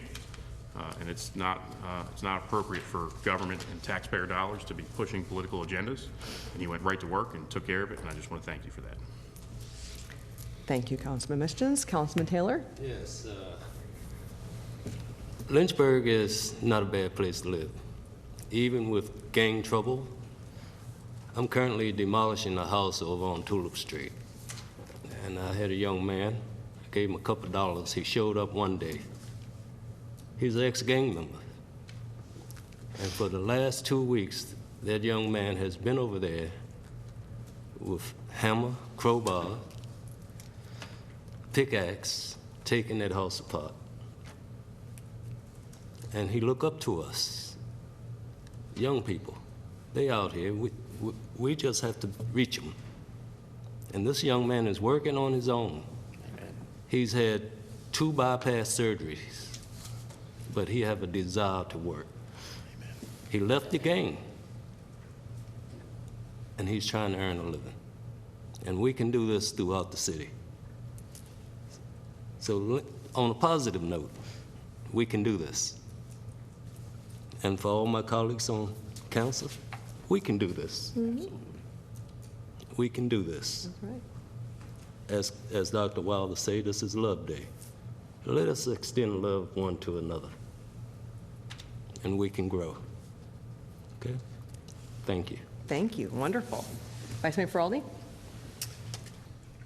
Dunbar Middle brought home a national, and I am taking this directly from your colleague Bryson, so I am not paraphrasing, I'm stealing it entirely, so forgive me for it sounding much better than how I would say, but brought home a National Excellence in Ensemble Award and some other individual awards from a National Junior Theater Festival in Atlanta. I mean, that's huge. That's really awesome. My family, I am far from it. My family is full of thespians. My sister teaches theater education in Charlottesville, and that's really just an amazing feat. So I just wanted to highlight that for the public if they weren't aware of it. So I do want to commend them for their performance with Aladdin Jr. Well done. Sorry, Councilman Taylor, not as much of a happy note, but I felt compelled, just given the very scary scene out of Ohio. I don't know if we have any policies or emergency management best practices on the books about something like a tanker on a railroad blown up. I know we have a history of that, small one in Lynchburg. Thankfully, it wasn't nearly as bad, but I'd just be curious if we can get some understanding of that in the future, so that way we have done our due diligence, at least as council, being informed on, hey, if this were to happen here, here's how we're prepared. Councilman Henderson sent an email earlier. Yeah. I have Melissa Foster and Greg Wormser who are working up a reply. Wonderful. And I'll make sure to share with everybody. Yeah, that'd be great. And I know we'd be prepared, so, but thank you. Outside of that, I have no other items. Cool. Dr. Wilder had one more thing you wanted to add. I'm so sorry. There's an MLK Unity Walk on Saturday at 11 o'clock at the Circle at 5th and Federal. It's sponsored by the Lynchburg Area Youth Sports Initiative, presents 2023 MLK Junior Unity Walk on 5th and Federal Street at 11 o'clock. Okay, thank you. Okay. I know I want everybody to get out and have some food before we have our 7:30 meeting, but I was asked to do this, and I want to honor my word. So we've had a lot of discussion and questions from different citizens who watch our meetings and partake about rules and procedures, so I wanted to go over a couple things, make sure everybody who's watching and can reshare all this stuff. We do operate as council members by rules and procedures. This is a copy of our book.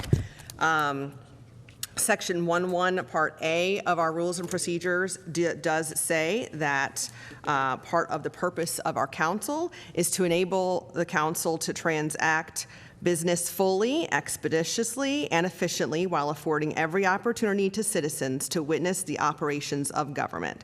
So I'm going to speak for myself right now when I say that as an at-large city council member, which I'm very proud to be, I represent 82,000 people in our city, whether they voted for me or not.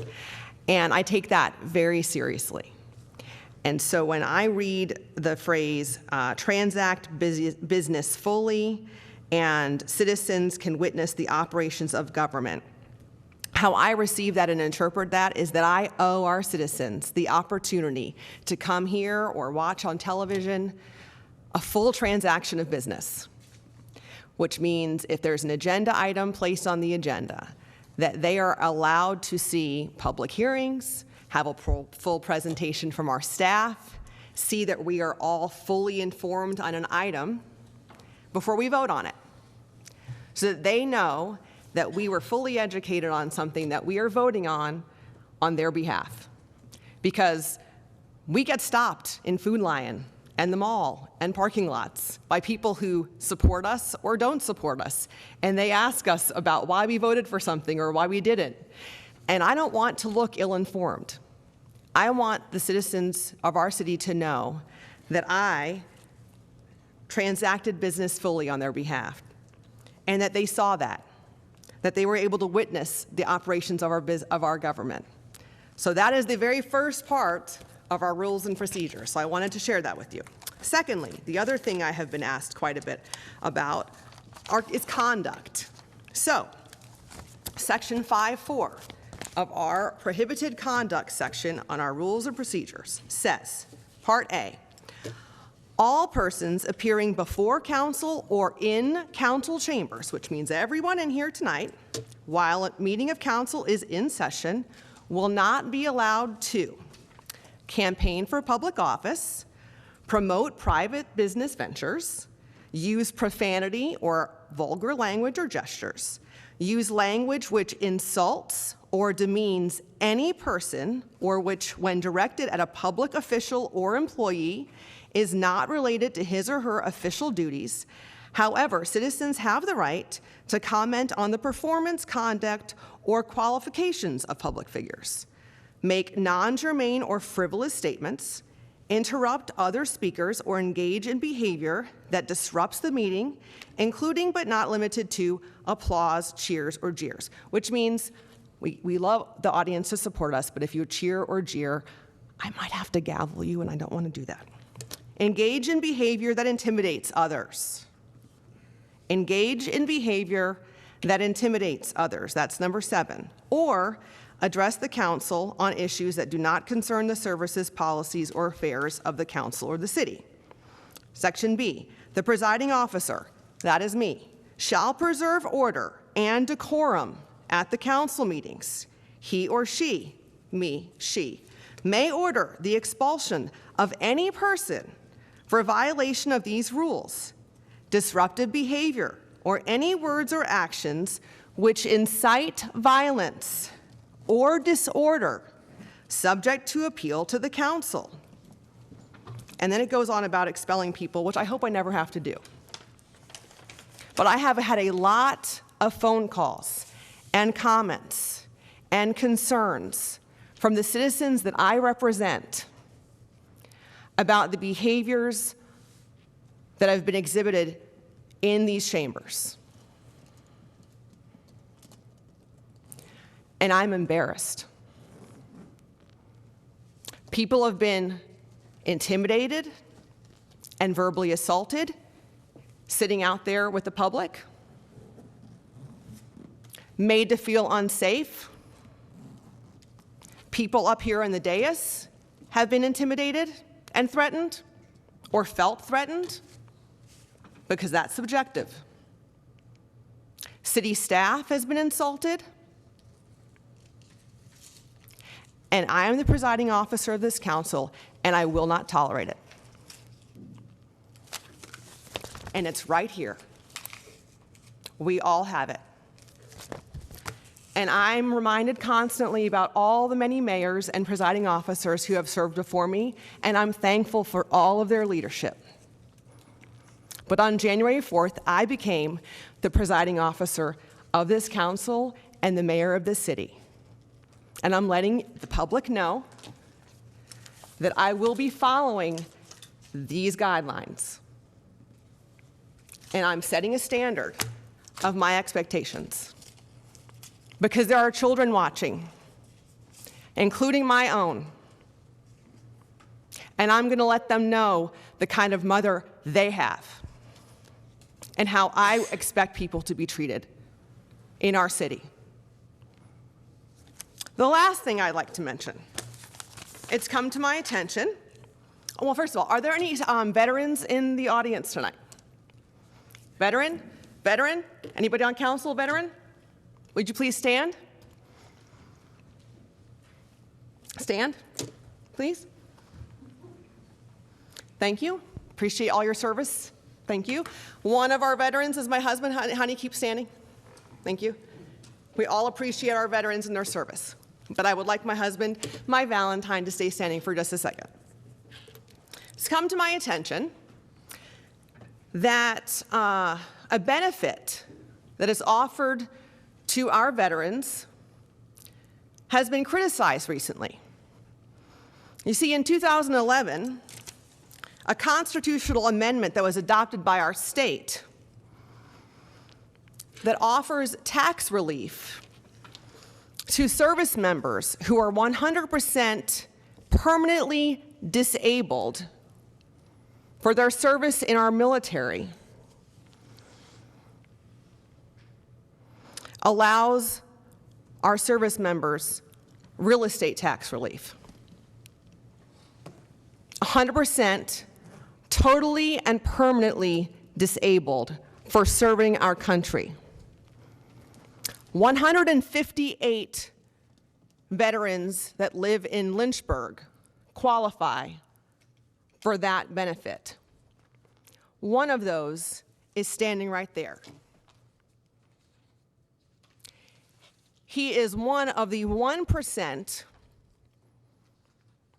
of our country who was willing to risk his life for everyone sitting here and everyone watching, so that everyone who wants to criticize us has the First Amendment right to do so. The 99% of people who don't serve. And the phrase that's been used about him is that he's out of touch with the taxpayers of our city because he has that benefit. Can you believe that? He's out of touch. A man who's standing over there who's 100% totally and permanently disabled for serving our country. I would say the 99% of our country that hasn't served, who hasn't had to go to combat, who hasn't had to leave his wife and 4 children on the end of a driveway, never thinking he'd see them again, they're out of touch. Any of you who haven't had to run into harm's way and haven't been willing to risk your life for people you don't know, you're out of touch.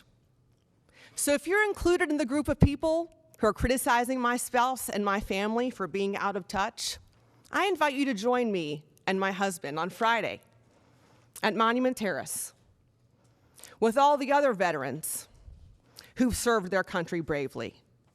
And I would love to watch some of these men and women as they get out of their wheelchairs and take off their oxygen masks as you call them out of touch. I dare you. And I guarantee that my 100-year-old granddad, who's still alive, who served World War II, if he could get down here, he'd have a thing or two to say to you as well. Thank you, honey. Moving on. Today, and all month long, we are celebrating Black History Month. Take a moment to remember the ones who came before us, as well as the people here today who continue to make a difference, like current council members Larry Taylor and Dr. Sterling Wilder. You are continuing a long legacy of service in our community. Thank you for your many contributions, including the installation of a park in White Rock Hill by Councilmember Taylor and the establishment of the Jubilee Family Development Center by Dr. Wilder. Thank you very much. Did you want to make a motion or? No, since it's so late. Yes. I thought we could do our closed session this evening, so we could go eat something. I didn't, that was a half hour ago, but, so hopefully we can go now, be back at 7:30, do the closed session items this evening. Would someone like to make a motion to put closed? Yes. Motion to close session at the end of our 7:30. Second. All, By consent would have been applicable. Yeah. okay, consensus to Consent, close everybody the good end? with Okay. Is that good? Should we do a consensus vote to put close at the end of the 7:30 meeting? You can, if you all agree. Okay. I think that's acceptable. All right. We're adjourned until 7:30. Thank you.